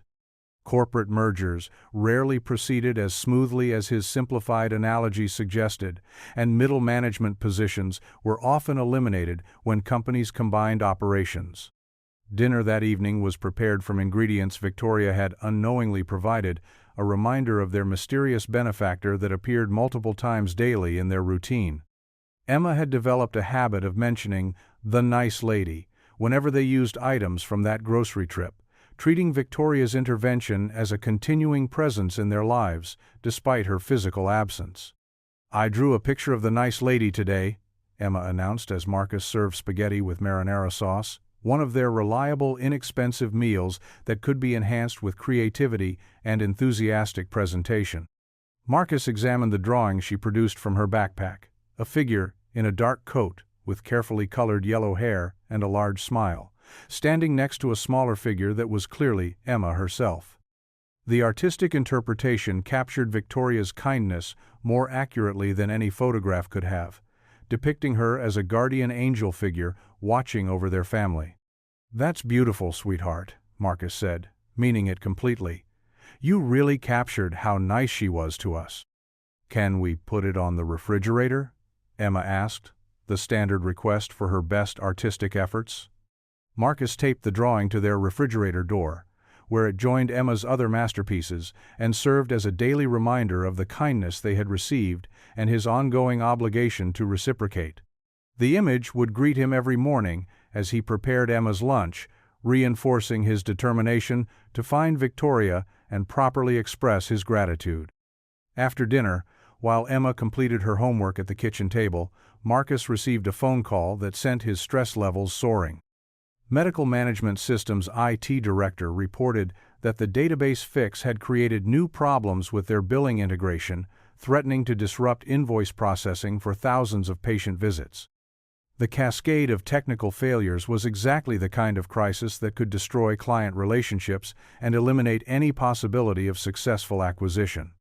"I need your team back in the office tonight," the client demanded, his voice tight with barely controlled panic. "This system has to be functional by tomorrow morning, or we're going to start losing revenue and patient data integrity." Marcus explained the situation to Emma with as much calm as he could project, arranging for Mrs. Rodriguez from their apartment building to stay with her while he returned to work. Emma accepted the disruption with the resilience she had developed since their family circumstances became more challenging. But Marcus could see the disappointment in her eyes as he gathered his laptop and prepared for another evening away from home. "Will you be back before bedtime?" Emma asked, her voice small and hopeful. "I'll try, sweetheart, but it might be very late," Marcus admitted. "Mrs. Rodriguez will help you with your bedtime routine, and I'll check on you when I get home." The return to TechFlow's offices felt like entering a war zone. The entire development team had been called back to address the cascading technical failures that threatened their largest client relationship. Henderson paced the office with barely contained anxiety, fielding phone calls from Medical Management Systems executives while trying to coordinate the repair efforts. "This couldn't have happened at a worse time," Henderson muttered to no one in particular. "Chen Industries is supposed to complete their technical assessment this week. If they see us in crisis management mode, dealing with angry clients and failing systems, they're going to question whether we're worth acquiring at any price." Marcus dove into the debugging process with desperate focus, working alongside Dave Martinez and their junior colleagues to untangle the web of technical problems that had cascaded from their initial fix attempt. The office's fluorescent lights seemed harsh and unforgiving as they worked through the evening, sustained by takeout pizza and increasingly large quantities of coffee. By 11 o'clock, they had identified and resolved the billing integration issues, but the stress of the crisis had taken its toll on everyone involved. Marcus felt exhausted, not just from the technical problem-solving, but from the emotional pressure of knowing that his job security and Emma's stability hung in the balance of every debugging decision. The subway ride home at midnight gave him time to process the day's events and their implications for his family's future. TechFlow's acquisition by Chen Industries offered the promise of financial stability, but the technical crisis had demonstrated how quickly their situation could deteriorate if client relationships were damaged. His position in the company felt more precarious than ever, dependent on factors beyond his control and subject to changes that could be implemented without warning. Emma was asleep when he arrived home, but Mrs. Rodriguez reported that she had been worried about him working so late. The elderly neighbor's concern was touching, but it reminded Marcus of how his professional pressures were affecting his daughter's sense of security. Emma had already experienced the disruption of her parents' divorce. She didn't need additional anxiety about her father's ability to provide consistent stability. Marcus checked on Emma before going to bed, finding her sleeping peacefully with Victoria's drawing visible on her nightstand. The image of the kind stranger who had helped them seemed to watch over his daughter's dreams, a reminder of unexpected grace in moments of difficulty. As he prepared for bed, Marcus's phone buzzed with an email from Henderson sent to all TechFlow employees. The message was brief but significant. Chen Industries had requested an expedited timeline for their acquisition decision, with final terms to be negotiated within the next week rather than the previously announced 3 weeks. The acceleration suggested either growing interest or growing concern on the part of the potential buyers. Marcus interpreted it as positive news. Chen Industries wouldn't be moving faster unless they were seriously committed to completing the purchase. But the compressed timeline also meant that TechFlow's fate would be determined much sooner than anyone had expected. Lying in bed, Marcus thought about Victoria's drawing on Emma's nightstand and the parallel uncertainties that dominated his life. His search for their grocery store benefactor remained frustratingly unsuccessful, while his professional future hung in the balance of corporate negotiations beyond his influence. Both situations involved trying to find resolution for incomplete stories, seeking closure for narratives that had been interrupted at crucial moments. Tomorrow would bring another day of debugging, client management, and acquisition-related stress. But it would also provide new opportunities to search for Victoria and demonstrate his value to whatever entity ultimately controlled TechFlow's future. Marcus fell asleep, thinking about Emma's faith in his ability to handle any challenge and his determination to prove worthy of that confidence regardless of what changes lay ahead. He couldn't have imagined that just 3 blocks away, Victoria Chen was reviewing TechFlow's employee files as part of her due diligence process, noting the impressive performance reviews and client testimonials associated with a mid-level developer named Marcus Chen. The irony of their shared surname hadn't escaped her attention, but she had no reason to connect the competent software engineer in her acquisition research with the struggling father she had helped at a grocery store 3 weeks earlier. The intersection of their professional and personal lives was approaching with the inevitability of a carefully orchestrated plan. Though neither Marcus nor Victoria suspected how dramatically their paths were about to converge in ways that would transform both their understanding of success and their capacity for recognizing opportunity disguised as crisis. The email arrived at 7:43 a.m. on a Thursday morning. Its subject line stark and definitive. Important company announcement. All staff meeting today at 2:00 p.m. Marcus stared at his phone screen while Emma brushed her teeth in their small bathroom, the timing of Henderson's message carrying the weight of finality that had been building for weeks. After days of speculation and mounting tension, TechFlow's fate was apparently about to be officially announced. Marcus forwarded the message to Emma's aftercare program, requesting they keep her until 6 o'clock in case the company meeting ran long. He had learned to anticipate disruptions to their routine during times of corporate uncertainty, though he hated the way his professional instability continued to interfere with Emma's need for predictable schedules and consistent parental attention. "Daddy, you look worried again," Emma observed as she emerged from the bathroom, her hair neatly braided and her backpack loaded with homework that would keep her occupied during aftercare. At 6 years old, she had developed an uncomfortable ability to read his emotional state, despite his attempts to project confidence during difficult periods. "Just thinking about work stuff," Marcus replied, the standard deflection he used when corporate pressures threatened to spill over into their family time. "Nothing for you to worry about, sweetheart?" Emma nodded with the acceptance children develop when they learn that adult concerns exist in a realm beyond their influence, but Marcus noticed the way she studied his face for additional clues about their family's stability. The divorce had made her more sensitive to signs of stress, more attuned to the possibility that circumstances could change suddenly and dramatically. The subway ride to Emma's school provided time for Marcus to mentally prepare for whatever announcement Henderson planned to deliver. The acquisition by Chen Industries had seemed increasingly likely over the past week, but corporate negotiations could collapse without warning due to complications that employees never learned about. Marcus had witnessed enough workplace upheavals to know that nothing was certain until contracts were signed and new management actually took control. The irony of potentially being acquired by a company that shared his surname hadn't escaped Marcus's attention, though he assumed the coincidence was purely random. Chen was a common Chinese surname, and the chances of any personal connection between himself and Chen Industries were virtually non-existent. His own family background was solidly middle class, with no relatives who moved in venture capital circles or commanded the resources necessary to acquire struggling software companies. After dropping Emma at school, Marcus arrived at TechFlow's offices to find an atmosphere of nervous anticipation that had become familiar over recent weeks. Employees gathered in small clusters, their conversations hushed but intense, as they speculated about the company's future and their individual job security. The acquisition rumors had been circulating for so long that the prospect of official confirmation felt both inevitable and surprisingly anxiety-provoking. Dave Martinez was already at his desk, staring at his computer screen with the glazed expression of someone trying to concentrate on routine tasks while processing major life changes. "This is it," he said without looking up as Marcus settled into his adjacent cubicle. "Henderson's finally going to tell us whether we still have jobs or if we should start updating our resumes."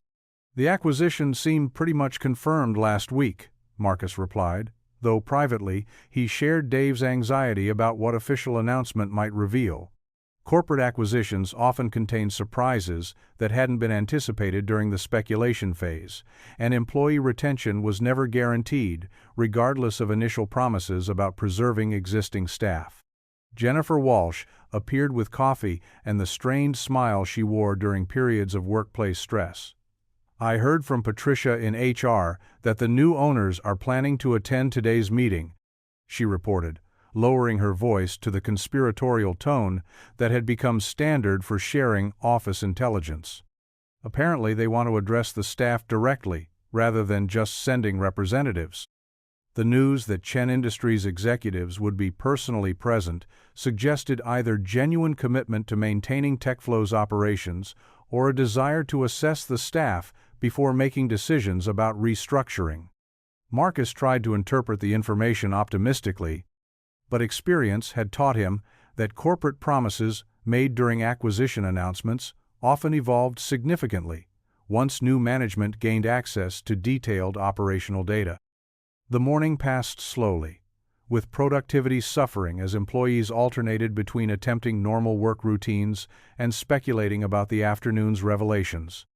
Marcus found it nearly impossible to concentrate on debugging code while his mind cycled through potential scenarios for his professional future. The medical management systems crisis had been resolved successfully, but one technical triumph wouldn't guarantee job security if Chen Industries decided to streamline TechFlow's workforce. His financial situation made unemployment particularly terrifying.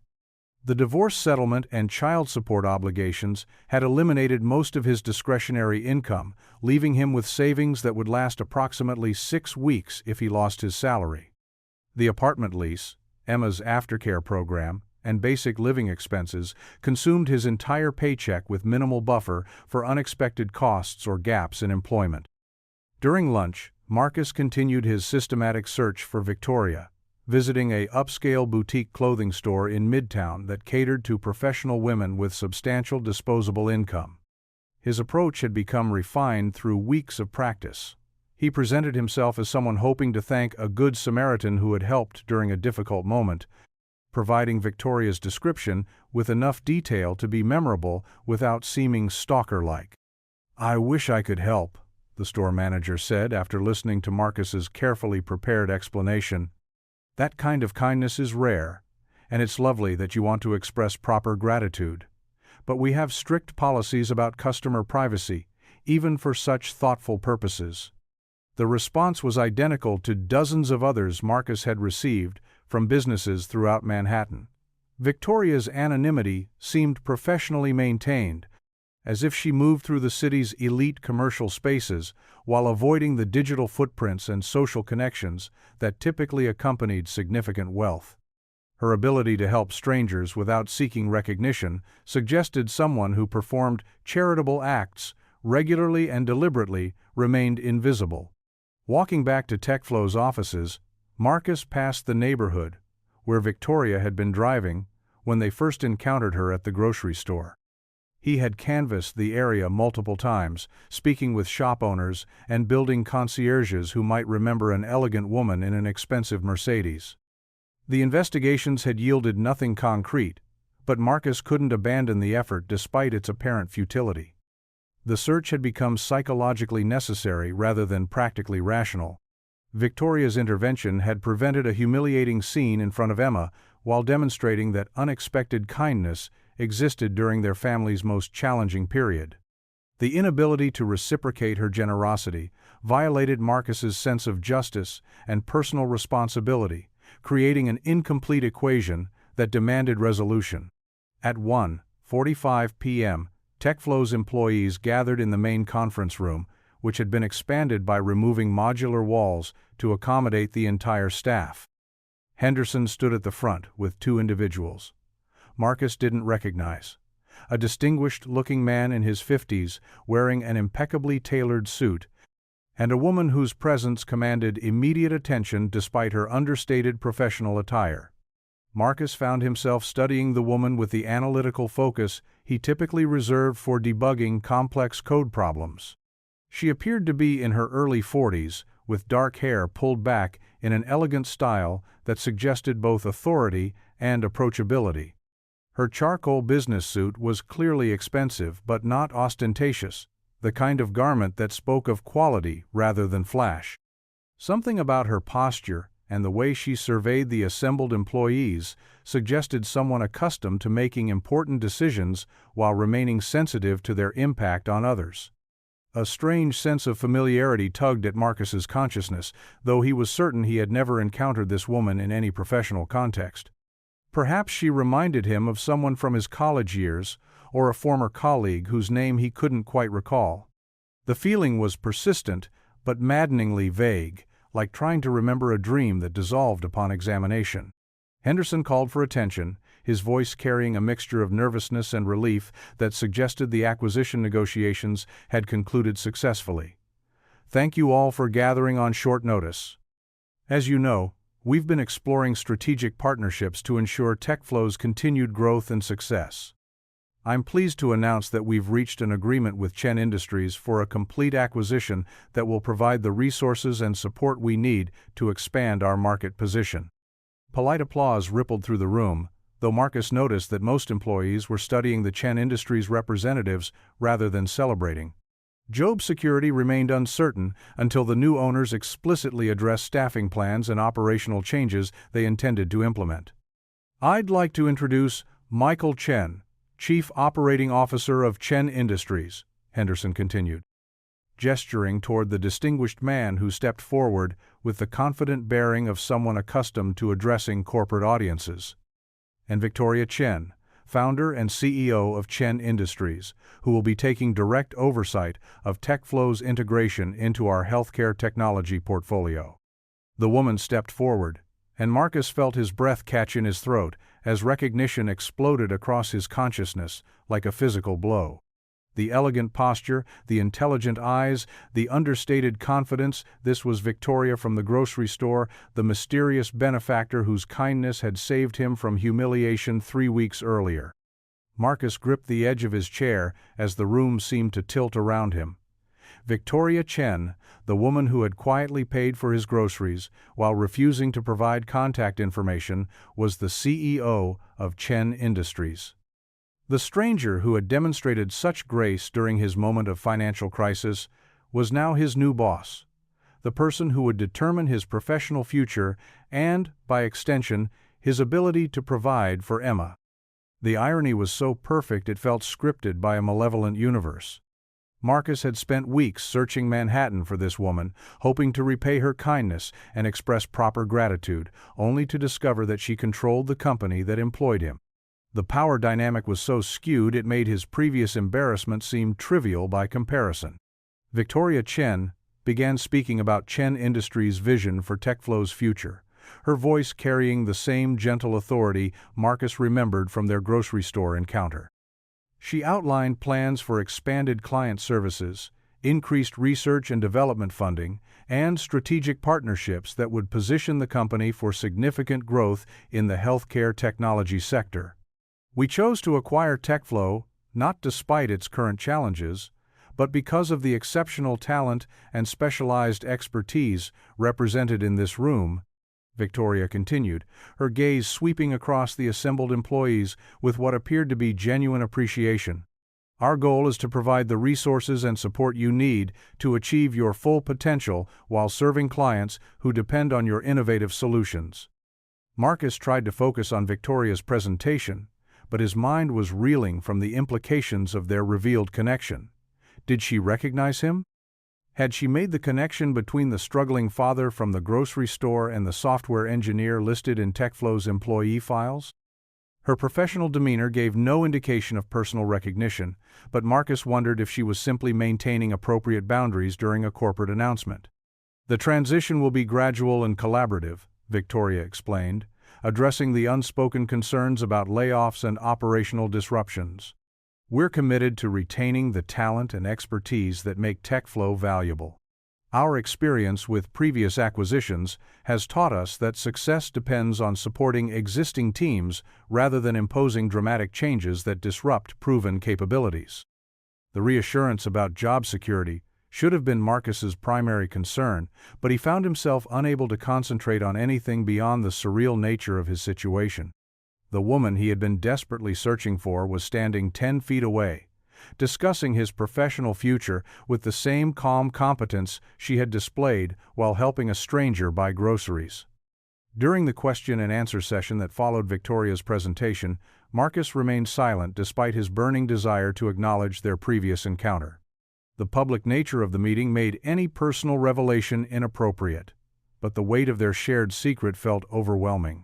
He studied Victoria's face for any sign that she recognized him, but her professional focus never wavered as she addressed employee concerns about healthcare benefits, vacation policies, and career advancement opportunities under new ownership. We believe in promoting from within whenever possible, Victoria explained in response to a question about management opportunities. Our philosophy is that people who understand the company's culture and client relationships are best positioned to lead its continued growth. After the meeting concluded, employees clustered in small groups to process the information they had received and speculate about what the acquisition would mean for their individual situations. Marcus found himself unable to participate in these discussions, his mind still struggling to reconcile Victoria's dual roles as his mysterious benefactor and new corporate leader. Dave Martinez appeared beside him with the expression of someone who had been observing his colleague's behavior with growing concern. "You look like you've seen a ghost," Dave commented. "The news isn't that shocking. We've been expecting this announcement for weeks." Marcus realized that his stunned reaction to Victoria's identity was drawing unwanted attention. "Just processing everything," he replied, trying to project the cautious optimism that seemed appropriate for someone whose job security had just been tentatively guaranteed. The remainder of the afternoon passed in a blur of routine tasks and distracted speculation about how TechFlow's operations would change under Chen Industries' ownership.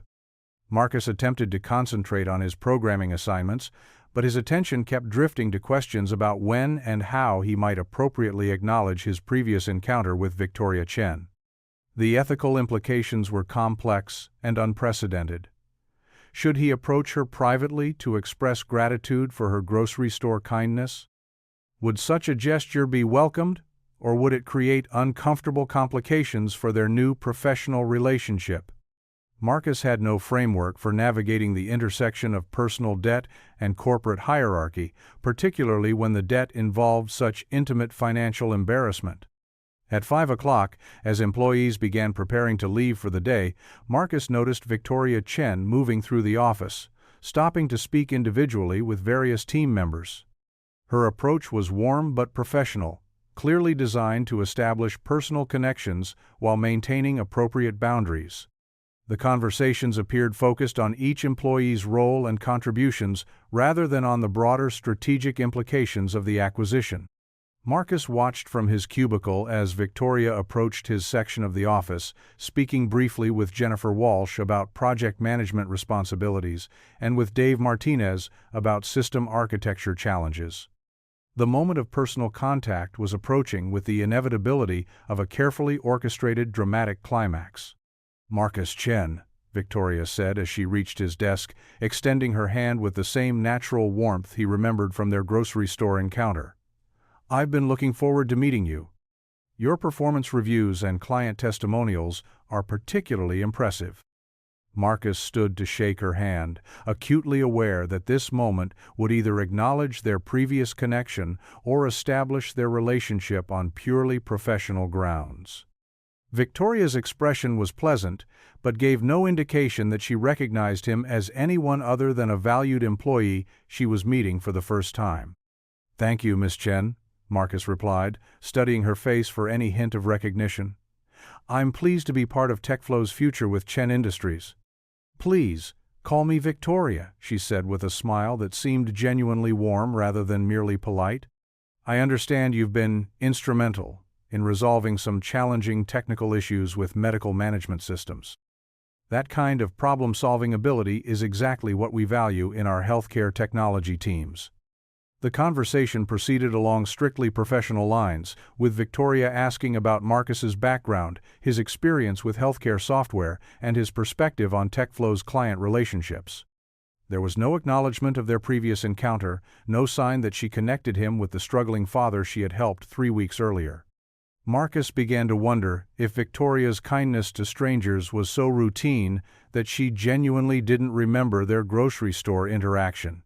Perhaps helping people in financial distress was such a regular part of her life that individual incidents blended together into a general pattern of charitable behavior. The possibility was both comforting and slightly disappointing, suggesting that their encounter had been less memorable for her than it had been for him. "I hope you'll consider attending our integration planning sessions next week," Victoria concluded. "Your insights about client needs and technical capabilities would be valuable as we develop our expansion strategy." After Victoria moved on to speak with other employees, Marcus remained standing beside his desk, processing the surreal nature of their interaction. The woman who had saved him from humiliation was now discussing his career prospects with no apparent memory of their previous connection. The situation felt like a cosmic joke, designed to test his ability to handle unexpected complications with grace and discretion. The subway ride home provided time for Marcus to consider how Victoria's identity would affect his ongoing search efforts and his plans for expressing gratitude. The quest to find their grocery store benefactor had become irrelevant now that she had revealed herself, but the problem of how to acknowledge her kindness remained complicated by their new professional relationship. Emma was waiting at aftercare with her usual enthusiasm, though Marcus noticed she studied his face with the perception that children develop when they learn to read adult moods. "How was the big meeting, Daddy? Do you still have your job?" "Yes, sweetheart," Marcus replied, lifting her into a hug that felt more necessary than usual. "The company was bought by another company, just like we talked about. The new owners seem very nice, and they want to keep all the people who work there." "That's good," Emma said with the simple acceptance children bring to adult explanations. "Does that mean you won't have to work so late anymore?" The question reminded Marcus that workplace transitions often created increased demands on employee time, regardless of management's good intentions. Chen Industries would likely expect comprehensive reports, integration meetings, and strategic planning sessions that would extend his workdays during the transition period. "I might still have some busy weeks while everything gets organized," Marcus admitted. "But the new owners understand that people have families, so they try to be reasonable about work schedules." Emma nodded seriously, then brightened as she remembered something important. "The fall festival at school is next Friday. Remember, you promised to come to my presentation about butterflies?" Marcus felt his stomach clench as he realized the timing conflict that was almost certainly developing. Emma's classroom presentation was scheduled for 2:00 p.m. on Friday, exactly the kind of daytime event that would conflict with the integration meetings Victoria had mentioned. The fall festival was important to Emma. She had been preparing her butterfly research for weeks and had specifically requested that Marcus attend to see her present her findings to parents and other students. "Of course I remember," Marcus replied, though privately, he was already calculating the likelihood that Chen Industries would schedule critical meetings during the transition period. "I wouldn't miss your presentation for anything." Emma's excited smile made the promise feel both necessary and potentially impossible to keep. Marcus had learned that corporate acquisitions generated urgent demands on employee availability, often with little consideration for personal commitments that had been made weeks or months in advance. That evening, while Emma worked on her butterfly presentation at their kitchen table, Marcus found himself confronting the ethical complexity of his situation with Victoria Chen. Her kindness had prevented financial embarrassment and ensured that Emma didn't go without necessary groceries, but acknowledging that debt now seemed fraught with potential complications. If Victoria didn't remember their grocery store encounter, bringing it up might seem like an attempt to leverage personal connection for professional advantage. If she did remember but hadn't acknowledged the connection, then raising the topic might violate her apparent preference for maintaining professional boundaries. Either scenario could create awkwardness that would complicate their working relationship going forward. "Daddy, do you think the nice lady from the store knows how much she helped us?" Emma asked suddenly, looking up from her carefully illustrated report about monarch butterfly migration patterns. The question felt eerily relevant to Marcus's current dilemma. "I think she probably knows that helping people is important," he replied carefully. "But she might not know exactly how much her kindness meant to our family. Maybe someday we'll see her again and you can tell her properly," Emma suggested with the optimism that came naturally to children who believed that problems had solutions and that justice eventually prevailed. Marcus smiled at his daughter's faith in narrative resolution, though he now faced the strange situation of seeing Victoria regularly without being able to acknowledge the role she had played in their family's story. The gift she had given them would remain unrecognized unless he found a way to navigate the professional boundaries that now separated them. Later that evening, after Emma had gone to bed, Marcus researched Chen Industries' corporate history and Victoria Chen's background, hoping to understand more about the woman who had entered his life in such unexpected ways. The company's website revealed an impressive track record of healthcare technology acquisitions, with particular emphasis on supporting struggling firms rather than liquidating them for parts. Victoria's professional biography was equally impressive. MBA from Wharton, extensive experience in venture capital, and a reputation for identifying undervalued companies with strong technical capabilities. Her approach to business seemed to emphasize building rather than dismantling, supporting rather than replacing, growing rather than cutting. The research provided context for her grocery store kindness, suggesting someone whose professional success was built on recognizing potential in unexpected places and providing support when it was most needed. Perhaps helping a struggling father had been consistent with her broader philosophy of identifying and nurturing capability that others might overlook. As Marcus prepared for bed, he wondered how the next few weeks would unfold as TechFlow integrated into Chen Industries' operations. His job security seemed relatively assured based on Victoria's presentation, but the transition period would likely bring increased workload and scheduling pressures that could interfere with his commitments to Emma. The Fall Festival presentation loomed as a test of his ability to balance professional obligations with parental responsibilities. Emma's excitement about sharing her butterfly research made missing the event unthinkable, but Marcus had learned that corporate transitions often generated urgent demands that superseded personal plans. He fell asleep, thinking about the cosmic irony of working for the woman who had rescued him from grocery store humiliation, wondering if fate had engineered their professional connection or if life simply contained more unexpected intersections than most people recognized. Either way, Victoria Chen had become central to both his family's financial security and his ongoing struggle to balance work demands with Emma's need for consistent parental attention.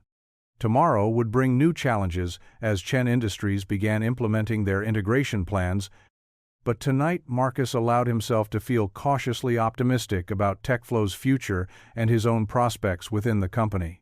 The mysterious benefactor he had been searching for was no longer lost. She was his new boss, and her presence offered the possibility that their family's circumstances might finally stabilize in ways he hadn't dared to hope for since the divorce. The conference room slowly emptied as TechFlow employees dispersed to process the afternoon's revelations, their conversations creating a low hum of speculation and cautious optimism about what Chen Industries' acquisition would mean for their individual futures. Marcus remained seated long after his colleagues had departed, ostensibly reviewing notes from Victoria's presentation, but actually struggling to reconcile the profound cognitive dissonance of discovering that his mysterious grocery store benefactor was now his corporate superior.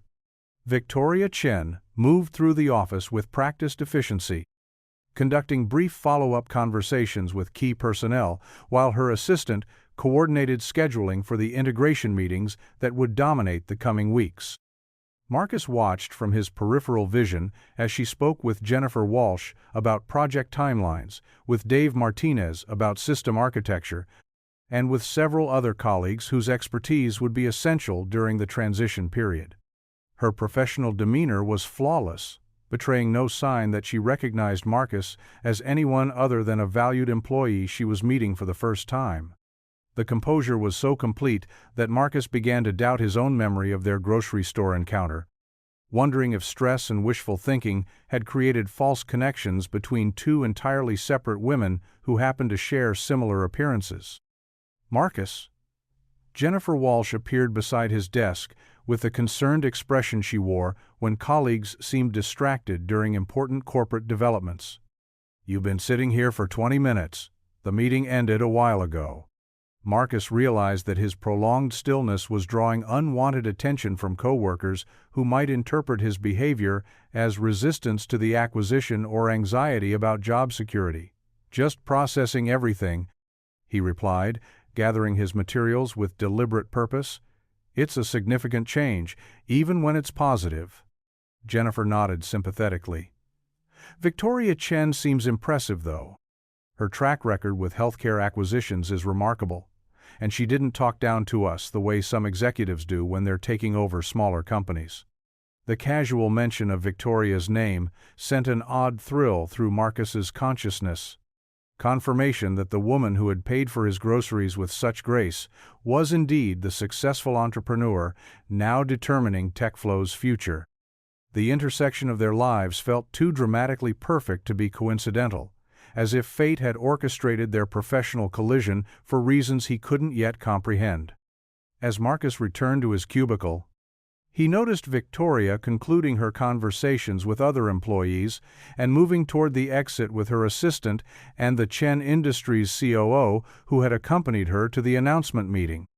The delegation's departure would normally signal a return to routine productivity, but Marcus found concentration impossible while his mind cycled through the implications of Victoria's identity. His phone buzzed with a text from Emma's aftercare program confirming his 6 o'clock pickup, a reminder that his parental responsibilities continued regardless of whatever corporate drama might be unfolding. The normalcy of the message provided psychological grounding, pulling his attention back to the practical concerns that actually mattered: maintaining his employment, providing for his daughter, and navigating the transition period successfully enough to ensure their family's continued stability. Dave Martinez swiveled his chair to face Marcus's workstation, his expression mixing curiosity with the analytical focus he brought to debugging complex technical problems. "You look like someone who just received either very good news or very bad news," Dave observed. "Since the acquisition announcement was generally positive, I'm guessing something else is going on." Marcus considered sharing his discovery about Victoria's identity, but the explanation seemed too improbable to be credible and too personal to be appropriate workplace conversation. "Just surprised by how quickly everything came together," he deflected. "A week ago we were worried about layoffs, and now we're being acquired by a company that wants to expand our capabilities." "Corporate transitions happen fast once the lawyers finish their work," Dave agreed. "Though I have to admit, Victoria Chen wasn't what I expected from a venture capital CEO. Most of them are either tech bros who think they're revolutionizing everything, or finance types who see employees as line items on spreadsheets." The observation aligned with Marcus's memory of Victoria's kindness at the grocery store, her ability to help without condescension or performance of magnanimity. Her approach to business acquisition seemed consistent with her personal philosophy of providing support when needed while respecting the dignity of those receiving assistance. The remainder of the afternoon passed in a blur of routine programming tasks and distracted speculation about how the acquisition would affect day-to-day operations. Marcus attempted to concentrate on debugging a patient scheduling module, but his attention kept drifting to questions about when and how he might appropriately acknowledge his previous encounter with Victoria. The ethical complexity was unprecedented in his experience. Expressing gratitude for her grocery store kindness seemed both necessary and potentially problematic, particularly given the dramatic shift in their relative power dynamics. Victoria Chen now controlled his employment, his salary, and by extension his ability to provide for Emma's needs. The woman who had once helped him afford groceries was now in a position to determine whether he could continue affording rent. At 5:30, as Marcus prepared to leave for Emma's school pickup, his computer chimed with an internal email notification. The message was from Victoria Chen's assistant, requesting his attendance at a brief individual meeting the following morning to discuss his role in the upcoming integration process. The professional tone was entirely routine, but Marcus felt his pulse quicken as he read the appointment confirmation. The meeting would provide an opportunity for private conversation, but Marcus had no framework for navigating the intersection of personal debt and professional hierarchy. Should he acknowledge their grocery store encounter immediately, or wait to see if Victoria raised the topic herself? Would expressing gratitude be welcomed as appropriate recognition of kindness, or would it create uncomfortable complications that could affect their working relationship? The subway ride to Emma's school provided time for Marcus to consider various approaches to the next morning's meeting while struggling to contain his anxiety about the potential outcomes. Emma's enthusiastic greeting upon his arrival helped shift his mental focus from corporate complications to parental responsibilities, though his daughter's perceptive nature immediately detected his preoccupied mood. "You look like you're thinking about something really hard," Emma observed as they walked toward the subway station, her small hand warm in his as they navigated the crowded sidewalk. "Was the meeting about your job really complicated?" Marcus smiled at his daughter's intuitive understanding of adult stress patterns. "The meeting was actually good news," he explained, trying to project confidence despite his internal turmoil. "The new owners seem very nice, and they want to help the company grow instead of making it smaller." "Will that mean you have to work late a lot?"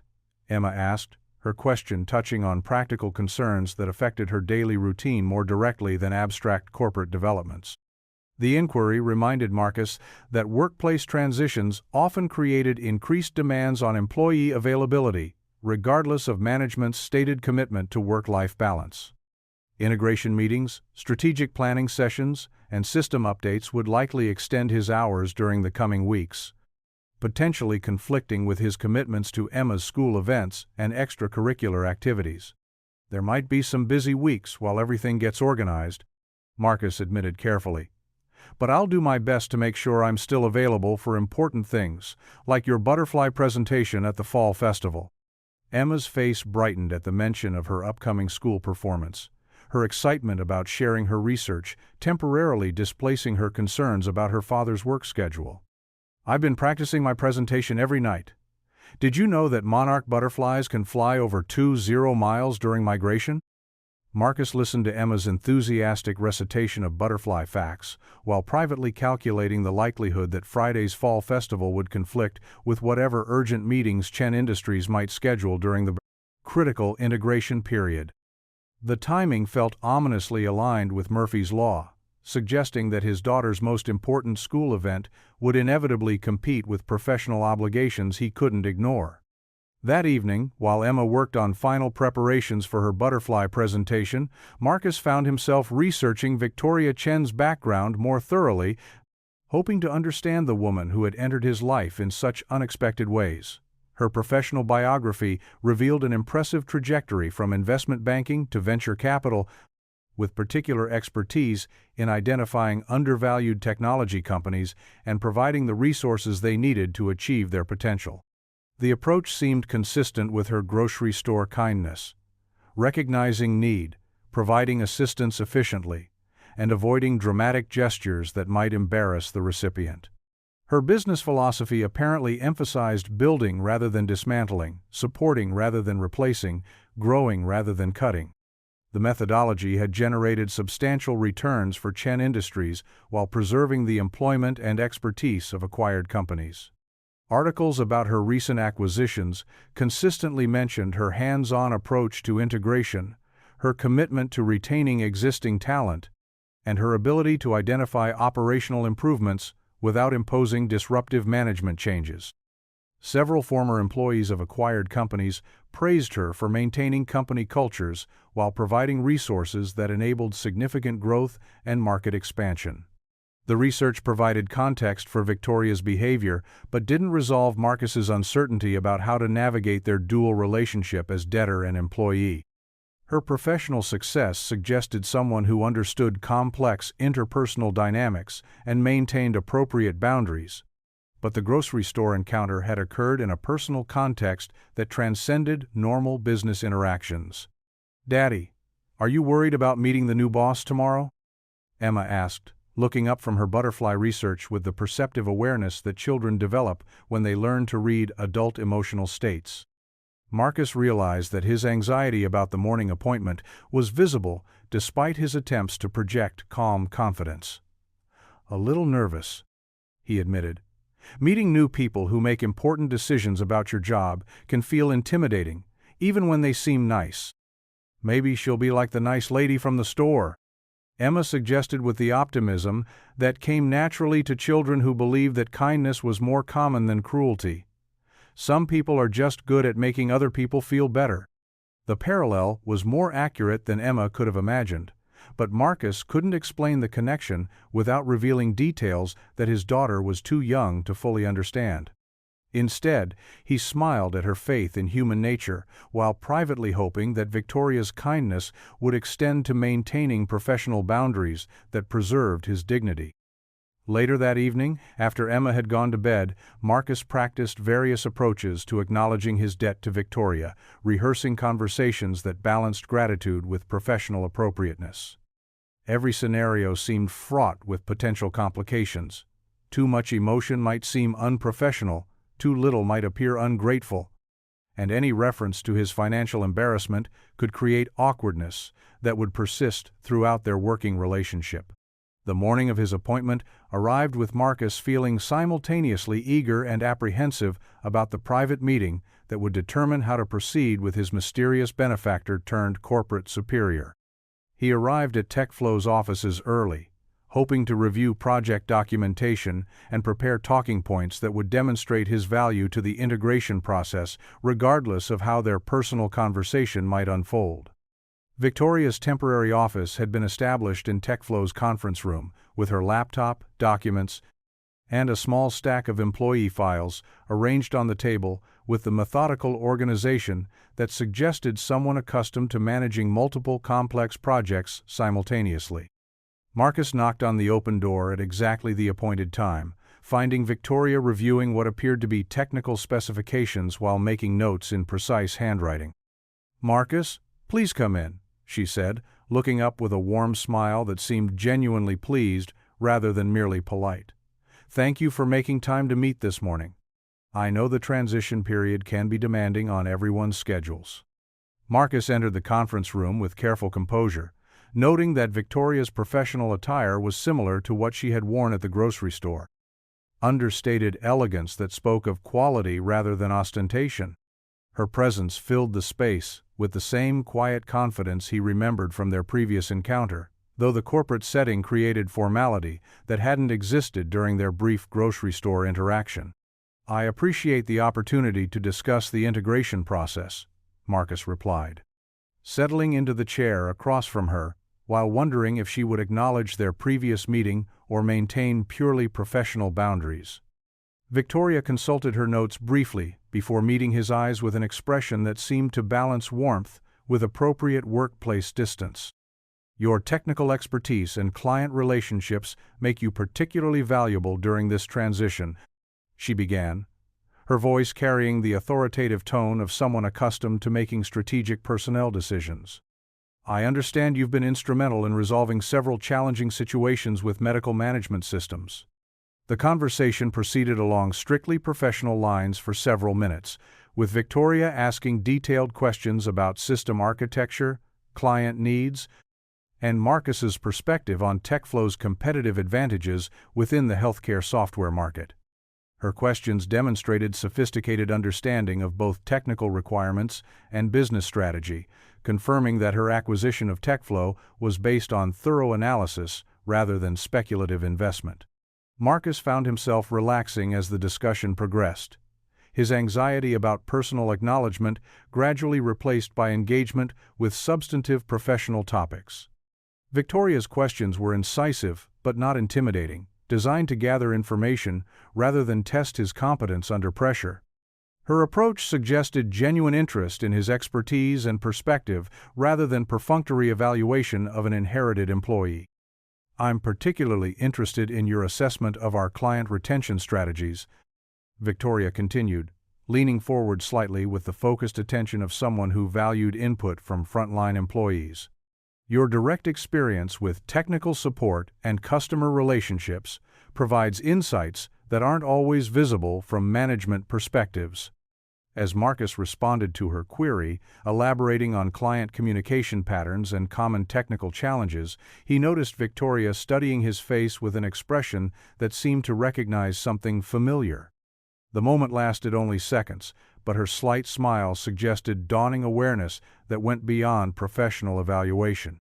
I have to say, Victoria said, after Marcus concluded his analysis of customer support protocols, you seem remarkably composed for someone navigating a corporate acquisition. Change can be stressful, particularly when it involves uncertainty about future employment and career prospects. The comment felt like an opening, an invitation to acknowledge stress or concerns that might extend beyond purely professional considerations. Marcus sensed an opportunity to reference their previous encounter, but the corporate setting made such personal revelation feel risky and potentially inappropriate. I've learned that challenges often contain opportunities that aren't immediately apparent, Marcus replied carefully, hoping his words might resonate with Victoria's memory of their grocery store meeting. Sometimes what seems like a crisis initially becomes a foundation for improvement.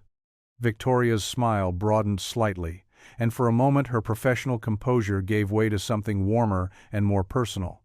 That's a remarkably philosophical perspective on corporate transitions, she observed, her tone suggesting appreciation for wisdom that transcended immediate circumstances. The exchange created a subtle shift in their conversation's dynamic, moving from purely professional evaluation towards something that acknowledged shared understanding without explicitly referencing their previous connection. Marcus felt encouraged to continue exploring this middle ground between personal and professional interaction. I've also learned that unexpected help can appear precisely when it's most needed, Marcus added, watching Victoria's expression for signs of recognition. Sometimes strangers demonstrate kindness that restores faith in human nature during difficult periods. Victoria's eyes widened almost imperceptibly, confirmation that she had indeed recognized him as the struggling father from the grocery store. Her expression shifted through several emotions: surprise, understanding, and what appeared to be carefully controlled pleasure at the revelation that their paths had intersected again under such dramatically different circumstances. That's a beautiful sentiment, Victoria replied, her voice carrying new layers of meaning while maintaining professional appropriateness. I believe that helping others is both a privilege and a responsibility, particularly when someone has the resources to make a meaningful difference without significant personal cost. The acknowledgement was subtle but unmistakable, confirming their shared memory of the grocery store encounter while respecting the professional boundaries that now governed their relationship. Marcus felt relief wash over him as the tension of unspoken recognition dissolved into mutual understanding that transcended explicit discussion.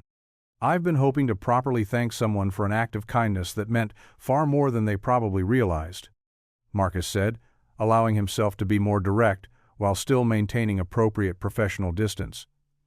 But circumstances made it difficult to express adequate gratitude until now. Victoria leaned back in her chair, her expression mixing warmth with the careful consideration of someone weighing appropriate responses to unexpected personal revelation. I think the most meaningful gratitude is often expressed through how we treat others when we have opportunities to help, she said diplomatically. Kindness tends to multiply when it's received with grace and passed forward when circumstances allow. The exchange accomplished everything Marcus had hoped for: acknowledgement of their previous connection, expression of his gratitude, and establishment of boundaries that preserved professional appropriateness while honoring their personal history. Victoria's response demonstrated sophisticated understanding of the complex dynamics created by their intersecting personal and professional relationships. "I'd like to discuss your potential role in our integration planning committee," Victoria continued, smoothly transitioning back to corporate matters while maintaining the warmer tone that had emerged during their personal acknowledgement. "Your technical expertise and client perspective would be valuable as we develop expansion strategies for TechFlow's healthcare software suite." The appointment lasted another 15 minutes, focusing on practical details about integration meetings, strategic planning sessions, and Marcus's expanded responsibilities within Chen Industries' organizational structure. Victoria's manner remained professional but noticeably more personal, as if their mutual recognition had established a foundation of trust that enhanced their working relationship. As Marcus prepared to leave, Victoria stood and extended her hand with the same natural warmth he remembered from their grocery store encounter. "I'm looking forward to working with you during this transition," she said, her smile conveying meanings that extended beyond polite corporate courtesy. "I have a feeling our collaboration will be mutually beneficial in ways that might not be immediately apparent." Marcus shook her hand, acutely aware that this moment was simultaneously an ending and a beginning conclusion of his search for their mysterious benefactor and commencement of a professional relationship that honored their personal connection while maintaining appropriate boundaries. "Thank you for the opportunity," Marcus replied, his words carrying multiple layers of gratitude that Victoria would understand completely. "I'm committed to contributing to TechFlow's success under Chen Industries' leadership."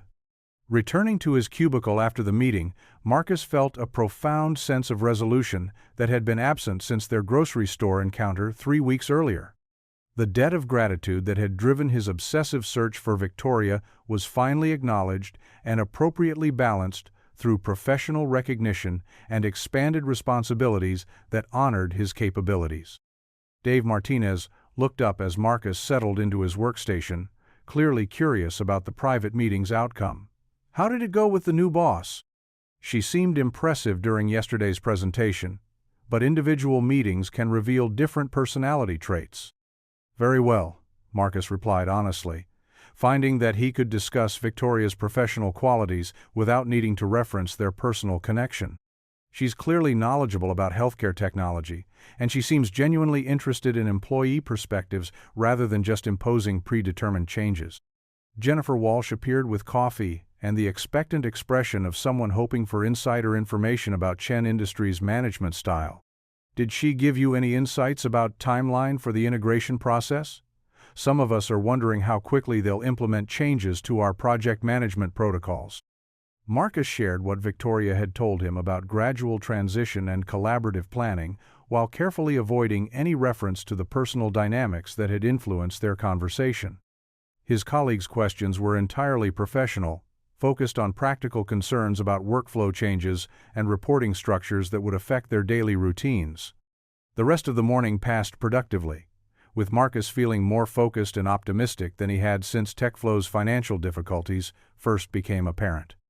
Victoria's recognition and subtle acknowledgement had resolved the psychological burden of unexpressed gratitude while establishing a professional relationship built on mutual respect and shared understanding.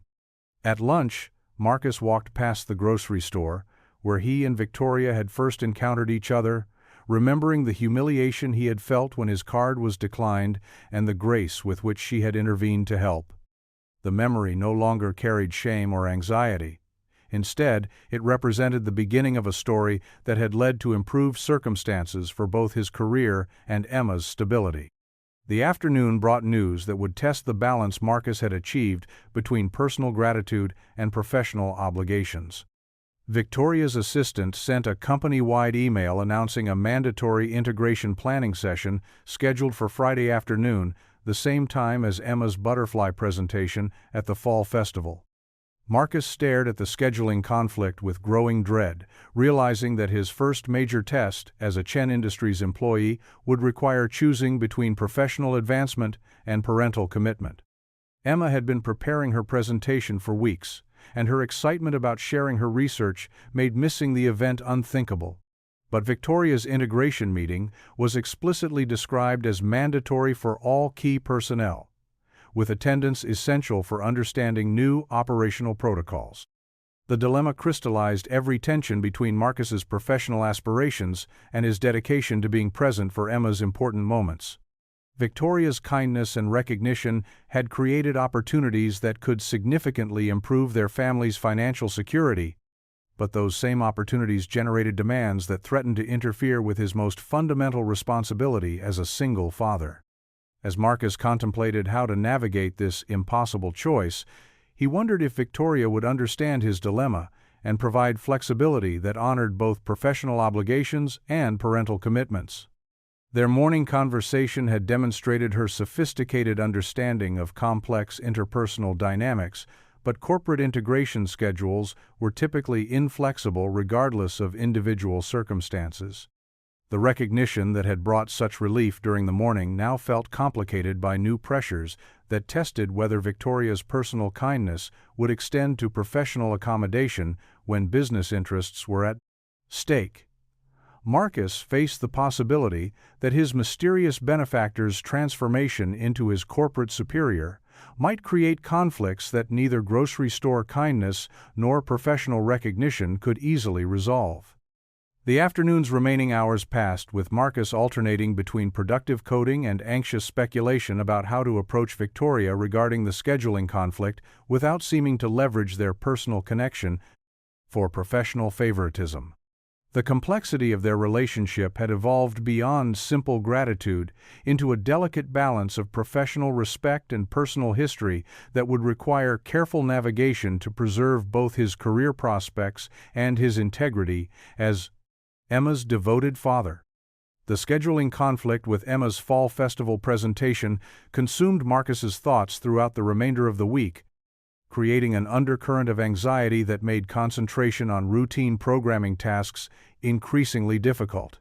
Friday morning arrived with the weight of an impossible choice: attend Victoria's mandatory integration meeting and demonstrate his commitment to Chen Industries' future, or keep his promise to Emma and risk appearing unprofessional during the critical transition period. Marcus arrived at TechFlow's offices early, hoping to complete his most urgent coding assignments before the afternoon's conflicting obligations forced him to make a decision that would disappoint either his daughter or his new employer. The irony wasn't lost on him that Victoria's kindness had created opportunities that now threatened to interfere with his ability to be present for Emma's most important school events. At 9:30, his computer chimed with an email from Victoria's assistant requesting an immediate private meeting in the conference room. The message's urgent tone suggested either a crisis that required his technical expertise or a development in the integration process that affected his role within the company. Marcus gathered his project documentation and headed toward the temporary office Victoria had established, wondering if the timing was coincidental or if she had somehow learned about his scheduling dilemma. Victoria was standing beside the window when Marcus entered, gazing out at the Manhattan skyline with an expression that seemed contemplative rather than focused on immediate business concerns.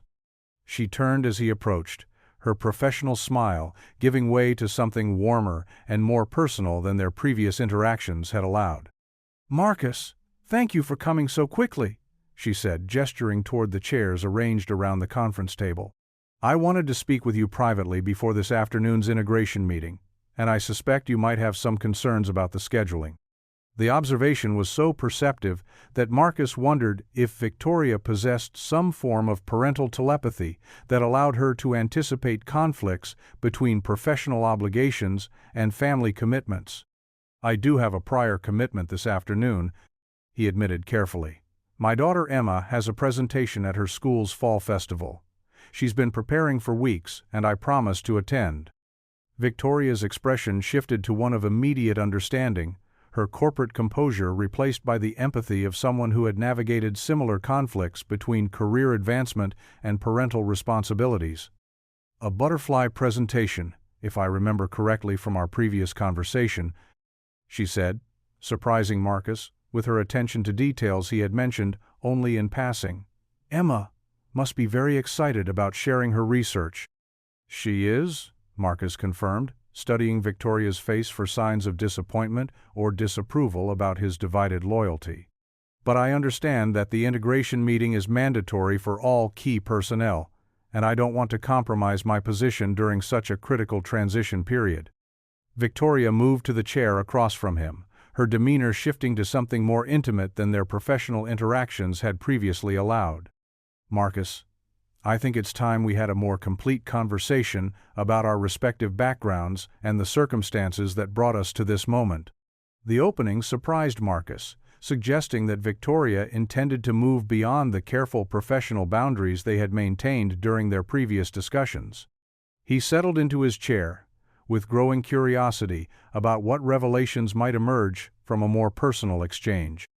"When I saw you in that grocery store 3 weeks ago," Victoria began, her voice carrying a vulnerability that hadn't been present during their corporate interactions, "I recognized something in your situation that resonated deeply with my own experience as a single parent facing financial pressure while trying to maintain dignity and provide for my child."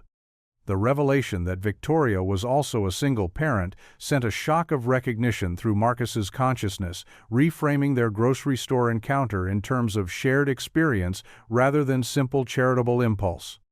"You have a child?" he asked, though the question felt inadequate to address the implications of their parallel circumstances. "A daughter," Victoria confirmed with a smile that transformed her professional composure into something radiantly personal. "Sophia is 15 now, but there was a time when I was exactly where you were that evening, standing in a checkout line with insufficient funds to purchase necessities, while my child watched and tried to understand why we couldn't afford things other families took for granted." Victoria's admission created an immediate sense of connection that transcended their employer-employee relationship, establishing common ground based on the universal challenges of single parenthood during periods of financial instability. Marcus felt his carefully maintained professional distance beginning to dissolve as he recognized a kindred spirit rather than a distant corporate superior.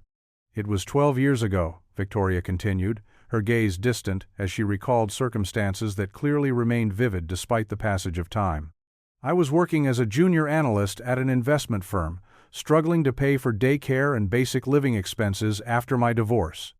Sophia was 3 years old, and I was terrified that my inability to provide middle-class stability would somehow damage her development or limit her opportunities." The parallel to Marcus's current situation was so precise that it felt deliberately constructed, as if fate had engineered their grocery store encounter to connect two people who would understand each other's struggles with unique clarity. "What changed?" Marcus asked, genuinely curious about how Victoria had transformed her circumstances so dramatically. "Necessity," Victoria replied with a slight laugh that contained traces of both pain and pride. "When you're responsible for another person's welfare, desperation becomes a remarkable motivator for innovation and risk-taking. I started analyzing investment opportunities during Sophia's nap times and after she went to bed, looking for undervalued companies that showed potential for significant growth." Victoria's transformation from struggling single mother to successful venture capitalist was clearly more complex than her summary suggested. But Marcus could see in her expression the determination that had driven her to overcome circumstances similar to his own. "That must have required enormous courage," he observed, thinking about the risks associated with leaving stable employment to pursue entrepreneurial opportunities. It required enormous faith in my ability to create better circumstances through hard work and intelligent decision-making, Victoria corrected gently. The courage came from realizing that staying in a secure but limiting situation was actually more dangerous than taking calculated risks that might lead to genuine improvement. The insight resonated powerfully with Marcus's own situation. His position at TechFlow had provided modest stability, but the recent financial crisis had demonstrated how quickly that security could evaporate. Victoria's acquisition of the company represented both risk and opportunity, depending on how successfully he could adapt to expanded responsibilities and expectations. "When I saw you in that grocery store," Victoria continued, her attention returning to their shared moment of connection, "I saw myself 12 years earlier, someone with obvious intelligence and capability who was temporarily overwhelmed by circumstances beyond their control. Your daughter's trust in your ability to handle the situation reminded me of Sophia's faith in my competence during our most challenging periods." The comparison between Emma and Sophia created another layer of connection, reminding Marcus that Victoria's kindness had been informed by personal experience rather than abstract charitable impulse. "Emma has always been remarkably resilient," he said, thinking about his daughter's ability to adapt to their reduced circumstances without losing her essential optimism. "Children often possess wisdom that adults overlook," Victoria agreed. "Sophia taught me that providing material comfort was less important than demonstrating persistence and creativity in the face of challenges. She needed to see that her mother was capable of solving problems and creating opportunities, not just accepting limitations imposed by external circumstances." The observation aligned perfectly with Marcus's approach to parenting during their financial difficulties. He had tried to model resourcefulness and determination rather than dwelling on the constraints created by his divorce settlement and limited income. Emma's confidence in his ability to figure things out had been both inspiring and terrifying, creating pressure to deserve her faith in his competence. "The integration meeting this afternoon," Victoria said, smoothly transitioning back to immediate practical concerns while maintaining the personal tone their conversation had established, "is actually flexible in its timing." The mandatory attendance referred to participation in the strategic planning process, not physical presence at a specific time and location. Marcus felt relief wash over him as Victoria's explanation eliminated the conflict between professional obligation and parental commitment. "Does that mean I could attend Emma's presentation and participate in the planning process at a different time?" "It means much more than that," Victoria replied, her expression mixing professional authority with personal warmth. "It means that I want to offer you a position that recognizes your capabilities while accommodating your responsibilities as a dedicated father." The statement hung in the air between them, laden with implications that Marcus didn't dare to interpret prematurely. Victoria's tone suggested an opportunity that extended beyond his current role, but experience had taught him to be cautious about assuming positive outcomes before they were explicitly confirmed. "I'm restructuring TechFlow's development team to create a Chief Technology Officer position," Victoria explained, her voice carrying the confidence of someone accustomed to making strategic personnel decisions. "The role would involve overseeing technical architecture, managing client relationships, and leading our expansion into new healthcare software markets. More importantly, it would provide the flexibility and compensation that would allow you to be present for Emma's important moments without compromising your professional advancement." Marcus stared at Victoria, struggling to process the magnitude of what she was proposing. A CTO position would represent a quantum leap in both responsibility and financial compensation, transforming his family's circumstances in ways he had never dared to imagine possible. "I don't know what to say," he managed, his voice barely audible above the ambient office noise filtering through the conference room walls. "Say that you'll consider it," Victoria suggested with a smile that radiated genuine pleasure at being able to offer life-changing opportunity to someone she believed deserved it.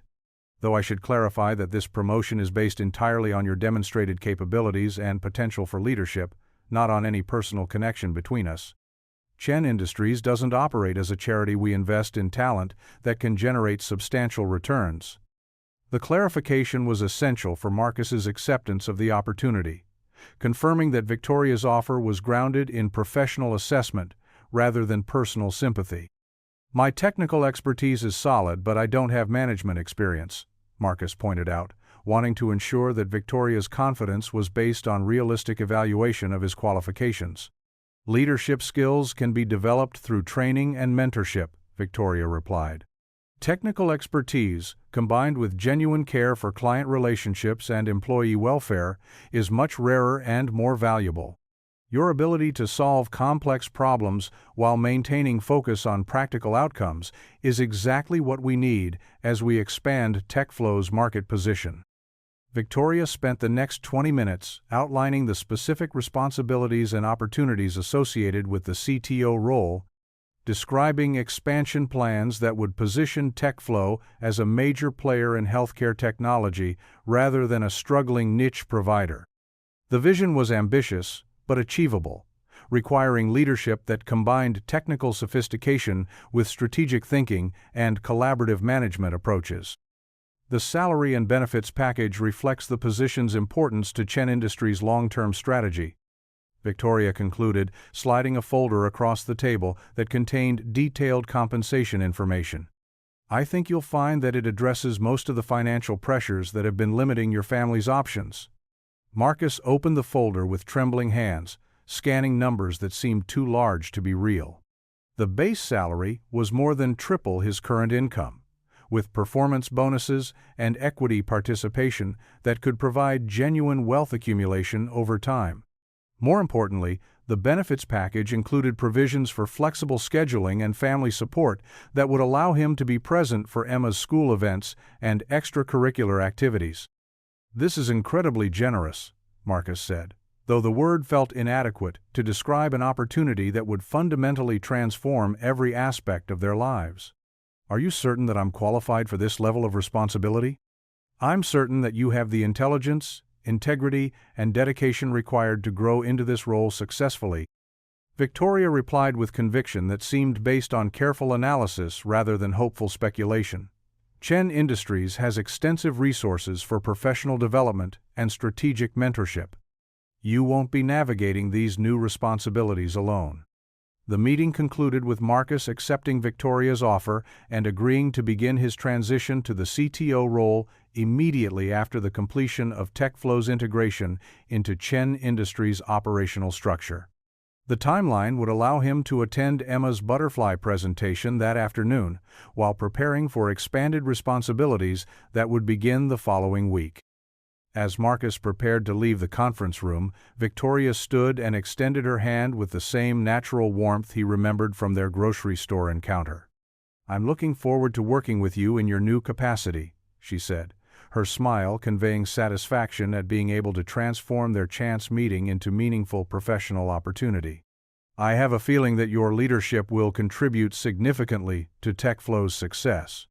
"Thank you," Marcus replied, shaking her hand while struggling to find words adequate to express his gratitude for both her grocery store kindness and her professional confidence in his abilities. "I won't disappoint you." "I know you won't," Victoria said with quiet certainty. "And Marcus, give Emma my best wishes for her butterfly presentation. I hope it goes beautifully." The remainder of the morning passed in a blur of excitement and disbelief as Marcus attempted to process the magnitude of change that Victoria's offer would bring to his family's circumstances. The CTO position would eliminate every financial pressure that had created stress since his divorce, providing security and opportunities that would allow him to focus on being the father Emma deserved rather than constantly worrying about basic expenses. At noon, Marcus left TechFlow's offices and headed toward Emma's school, his mind cycling between professional excitement and parental anticipation. The butterfly presentation represented more than just a school assignment. It symbolized Emma's ability to find wonder and beauty in the natural world, despite the challenges their family had faced during the past year. Emma was waiting in her classroom when Marcus arrived, her carefully prepared poster display arranged on an easel while she practiced her presentation one final time. She wore the dress they had purchased for special occasions, navy blue with small white flowers, that she had chosen because they reminded her of the monarch butterflies featured in her research. "Daddy!" Emma exclaimed as she spotted him in the doorway, her face lighting up with the pure joy children display when their parents appear for important moments. "You came! I was worried you might have to work late again." Marcus lifted his daughter into a hug that felt more significant than their usual greetings, overwhelmed by gratitude for Victoria's flexibility and understanding of parental priorities. "I wouldn't miss your presentation for anything in the world," he assured Emma, meaning it more completely than she could possibly understand.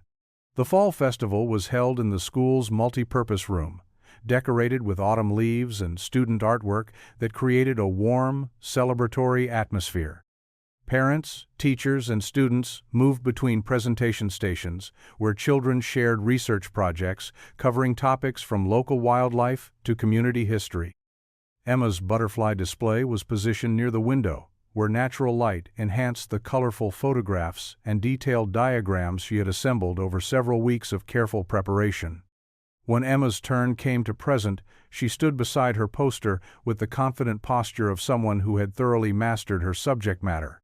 "Monarch butterflies are amazing creatures that travel over 2.0 miles during their fall migration," she began, her voice clear and enthusiastic as she described the scientific discoveries that had captured her imagination. Marcus watched his daughter with pride that was amplified by the knowledge that Victoria's offer would provide resources for Emma's educational opportunities that had previously seemed financially impossible. Private schools, music lessons, summer camps, possibilities that had been eliminated by their reduced circumstances could now be considered and pursued based on Emma's interests rather than their budget limitations. "The most incredible thing about monarch butterflies," Emma continued, warming to her favorite part of the presentation, "is that they help each other during the journey. When one butterfly gets tired, others will fly close to provide wind support. They work together to make sure everyone can complete the migration successfully." The observation struck Marcus as profoundly relevant to his recent experiences with Victoria's kindness and professional support. Like the butterflies Emma described, humans were capable of extraordinary mutual assistance that enabled achievements impossible for individuals working alone. Victoria's grocery store intervention and subsequent job offer exemplified the cooperative spirit that allowed people to overcome obstacles and reach destinations they couldn't have accessed independently. After Emma's presentation concluded to enthusiastic applause from parents and classmates, Marcus spent the afternoon enjoying the festival's other activities while marveling at the dramatic change in perspective that Victoria's offer had created. The school's fundraising booths and activity stations, which had previously represented potential expenses he couldn't afford, now seemed like opportunities to participate fully in Emma's educational community. "Daddy, can we get face painting?" Emma asked, pointing to a booth where children were having butterflies and flowers painted on their cheeks. The request, which would have required careful budget consideration just that morning, now felt like a simple pleasure he could provide without financial stress. "Of course," Marcus replied, adding silently that they could participate in every activity Emma wanted to try. The liberation from constant financial calculation was so profound that it felt almost disorienting, like emerging from a cramped space into unlimited expansiveness. As they waited in line for face painting, Marcus's phone buzzed with a text message from Victoria. "I hope Emma's presentation went beautifully. Looking forward to our continued collaboration, V." The message was brief but touched Marcus deeply, confirming that Victoria's consideration for his parental priorities was genuine rather than performative.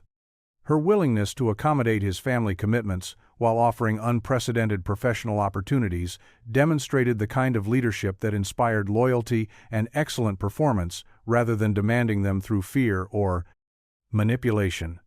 Emma chose to have a monarch butterfly painted on her cheek, the orange and black design complementing her navy dress while symbolizing the research project that had brought them to this moment of celebration.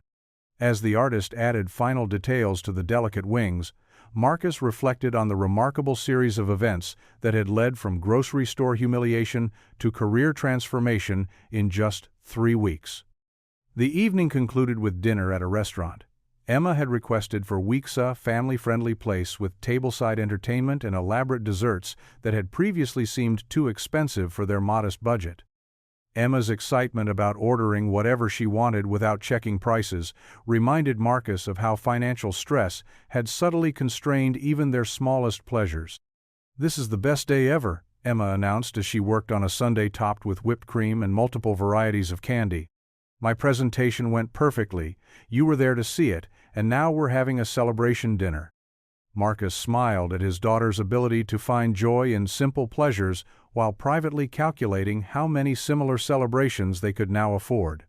Victoria's offer had transformed not just their financial circumstances, but their entire relationship with possibility and choice. "It has been a pretty wonderful day," Marcus agreed. Thinking about Victoria's revelation of her own single-parent struggles and her transformation into someone capable of creating opportunities for others facing similar challenges. The conversation had reframed their grocery store encounter as an intersection between two people who understood the complexity of providing for children while pursuing professional advancement. 6 months later, Marcus stood in TechFlow's expanded headquarters, reviewing quarterly reports that documented the company's remarkable growth under Chen Industries' ownership. His role as Chief Technology Officer had evolved to encompass responsibilities he couldn't have imagined when Victoria first offered the position, including oversight of international expansion and development of innovative healthcare software that was revolutionizing patient care delivery. The transformation in his professional circumstances had been matched by equally dramatic improvements in Emma's opportunities and their family's overall quality of life. They had moved to a spacious apartment in a better neighborhood, with Emma attending a private school that challenged her academically while providing arts and science programs that nurtured her natural curiosity. "Mr. Chen," his assistant interrupted his review of the quarterly data. "There's someone here to see you. A gentleman who says he's having financial difficulties and was hoping you might be able to provide employment advice." Marcus looked up from his reports, immediately recognizing an opportunity to continue the cycle of assistance that Victoria had initiated with her grocery store kindness. "Please send him in," he said, clearing his schedule to provide whatever help he could offer to someone facing circumstances similar to those he had experienced just months earlier. The visitor was a man in his late 20s, clearly nervous about requesting help from a corporate executive, but desperate enough to overcome his pride and seek assistance. His story was heartbreakingly familiar. Recent divorce, child support obligations, and employment at a struggling company that might not survive market pressures. "I know this is unconventional," the man explained, his voice tight with the strain of suppressed emotion. "But I heard that Chen Industries sometimes provides opportunities for people who are willing to work hard and learn new skills. I have a background in data analysis, and I'm willing to start at any level if it means stable employment." Marcus listened to the complete story before responding, remembering Victoria's explanation that helping others was both a privilege and a responsibility for those who possessed the resources to make meaningful differences. "We do have entry-level positions in our analytics division," he said, already planning how to create an opportunity that would provide genuine advancement rather than temporary relief. The conversation lasted an hour, with Marcus providing both immediate employment assistance and longer-term mentorship that would help the young father develop skills necessary for career advancement within Chen Industries' growing organizational structure. The experience of helping someone else navigate financial crisis while maintaining dignity felt like completing a circle that had begun with Victoria's kindness in a grocery store checkout line. That evening, as Marcus helped Emma with homework that challenged him intellectually while delighting her with its complexity, he reflected on the remarkable chain of events that had transformed their circumstances so completely. Victoria's intervention had provided more than financial assistance. It had demonstrated that unexpected help could appear precisely when needed, that human kindness could transcend social and economic boundaries, and that opportunity often emerged from situations that initially appeared to be purely problematic. "Daddy," Emma said, looking up from her science project about photosynthesis. "Do you remember when you used to worry about money all the time?" The question caught Marcus off guard, reminding him that children observe and remember more than adults typically realize. "I remember," he replied carefully. "Why do you ask?" "You seem happier now," Emma observed with the straightforward honesty that children bring to emotional assessment. "And you don't get that worried look when we go to the store or when I ask for things."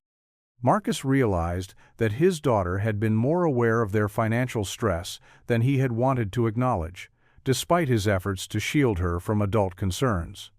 "Things are better now," he confirmed. Sometimes, when people work hard and get help from kind people, circumstances can improve in ways that seem almost magical. "Like the nice lady who helped us buy groceries?" Emma asked, making the connection between their current prosperity and Victoria's intervention with the intuitive understanding that children often possess about cause and effect. "Exactly like that," Marcus agreed, thinking about Victoria's explanation that kindness tends to multiply when it's received with grace and passed forward when circumstances allow. "And now we have opportunities to help other people the same way she helped us." Emma nodded seriously, then returned to her homework with the focused concentration that had become characteristic of her approach to academic challenges. Marcus watched his daughter work, marveling at her intellectual development and the educational opportunities that Victoria's intervention had made possible. A year later, Marcus received an invitation to speak at a conference on corporate social responsibility, where his presentation would describe Chen Industries' approach to identifying and developing talent in unconventional circumstances. The invitation was a recognition of his success in creating programs that provided employment opportunities for single parents and other individuals facing economic challenges similar to those he had experienced. The keynote address would be delivered by Victoria Chen, whose reputation for combining financial success with social consciousness had made her a sought-after speaker at business events throughout the country. Marcus looked forward to sharing the stage with the woman whose kindness had initiated the transformation that now allowed him to help others navigate similar challenges. As he prepared his presentation, Marcus thought about the grocery store encounter that had begun their relationship and the remarkable series of opportunities that had emerged from that moment of unexpected assistance. Victoria's intervention had demonstrated that individual acts of kindness could create ripple effects that extended far beyond their immediate impact, generating cycles of opportunity and assistance that benefited communities rather than just individuals. The story he would tell at the conference would emphasize that the most effective corporate social responsibility initiatives were those that recognized human potential rather than simply providing temporary relief. Victoria's approach to helping others, whether through grocery store kindness or strategic business development, focused on creating conditions for long-term success rather than addressing immediate symptoms of larger problems. Emma, now 7 and thriving in her advanced academic program, had become an enthusiastic advocate for helping others, regularly suggesting ways that their family could contribute to community organizations and charitable initiatives. Her natural empathy and problem-solving abilities seemed to have been enhanced rather than diminished by their experience of financial difficulty, creating a foundation for lifelong commitment to social responsibility. The transformation that had begun with Victoria's simple act of paying for groceries had evolved into a comprehensive philosophy of mutual assistance and opportunity creation that defined both Marcus's professional approach and his family's values. The cycle of kindness that Victoria had initiated continued to expand, touching lives in ways that neither of them could have anticipated when they first encountered each other in a moment of shared vulnerability and grace. Standing in his office overlooking Manhattan's skyline, Marcus reflected on the remarkable journey that had brought him from grocery store humiliation to corporate leadership in just over a year. The view from his window encompassed the neighborhoods where he and Emma had struggled with basic expenses, reminding him daily of how quickly circumstances could change when individual capability intersected with unexpected opportunity and genuine human kindness. The story was far from over. Each day brought new opportunities to extend the chain of assistance that Victoria had initiated, creating possibilities for others to discover their own potential, while contributing to communities that valued human dignity above economic status. The transformation continued, one act of kindness at a time, building bridges between struggle and success that honored both the reality of human challenges and the extraordinary capacity for mutual support that defined the best aspects of human nature.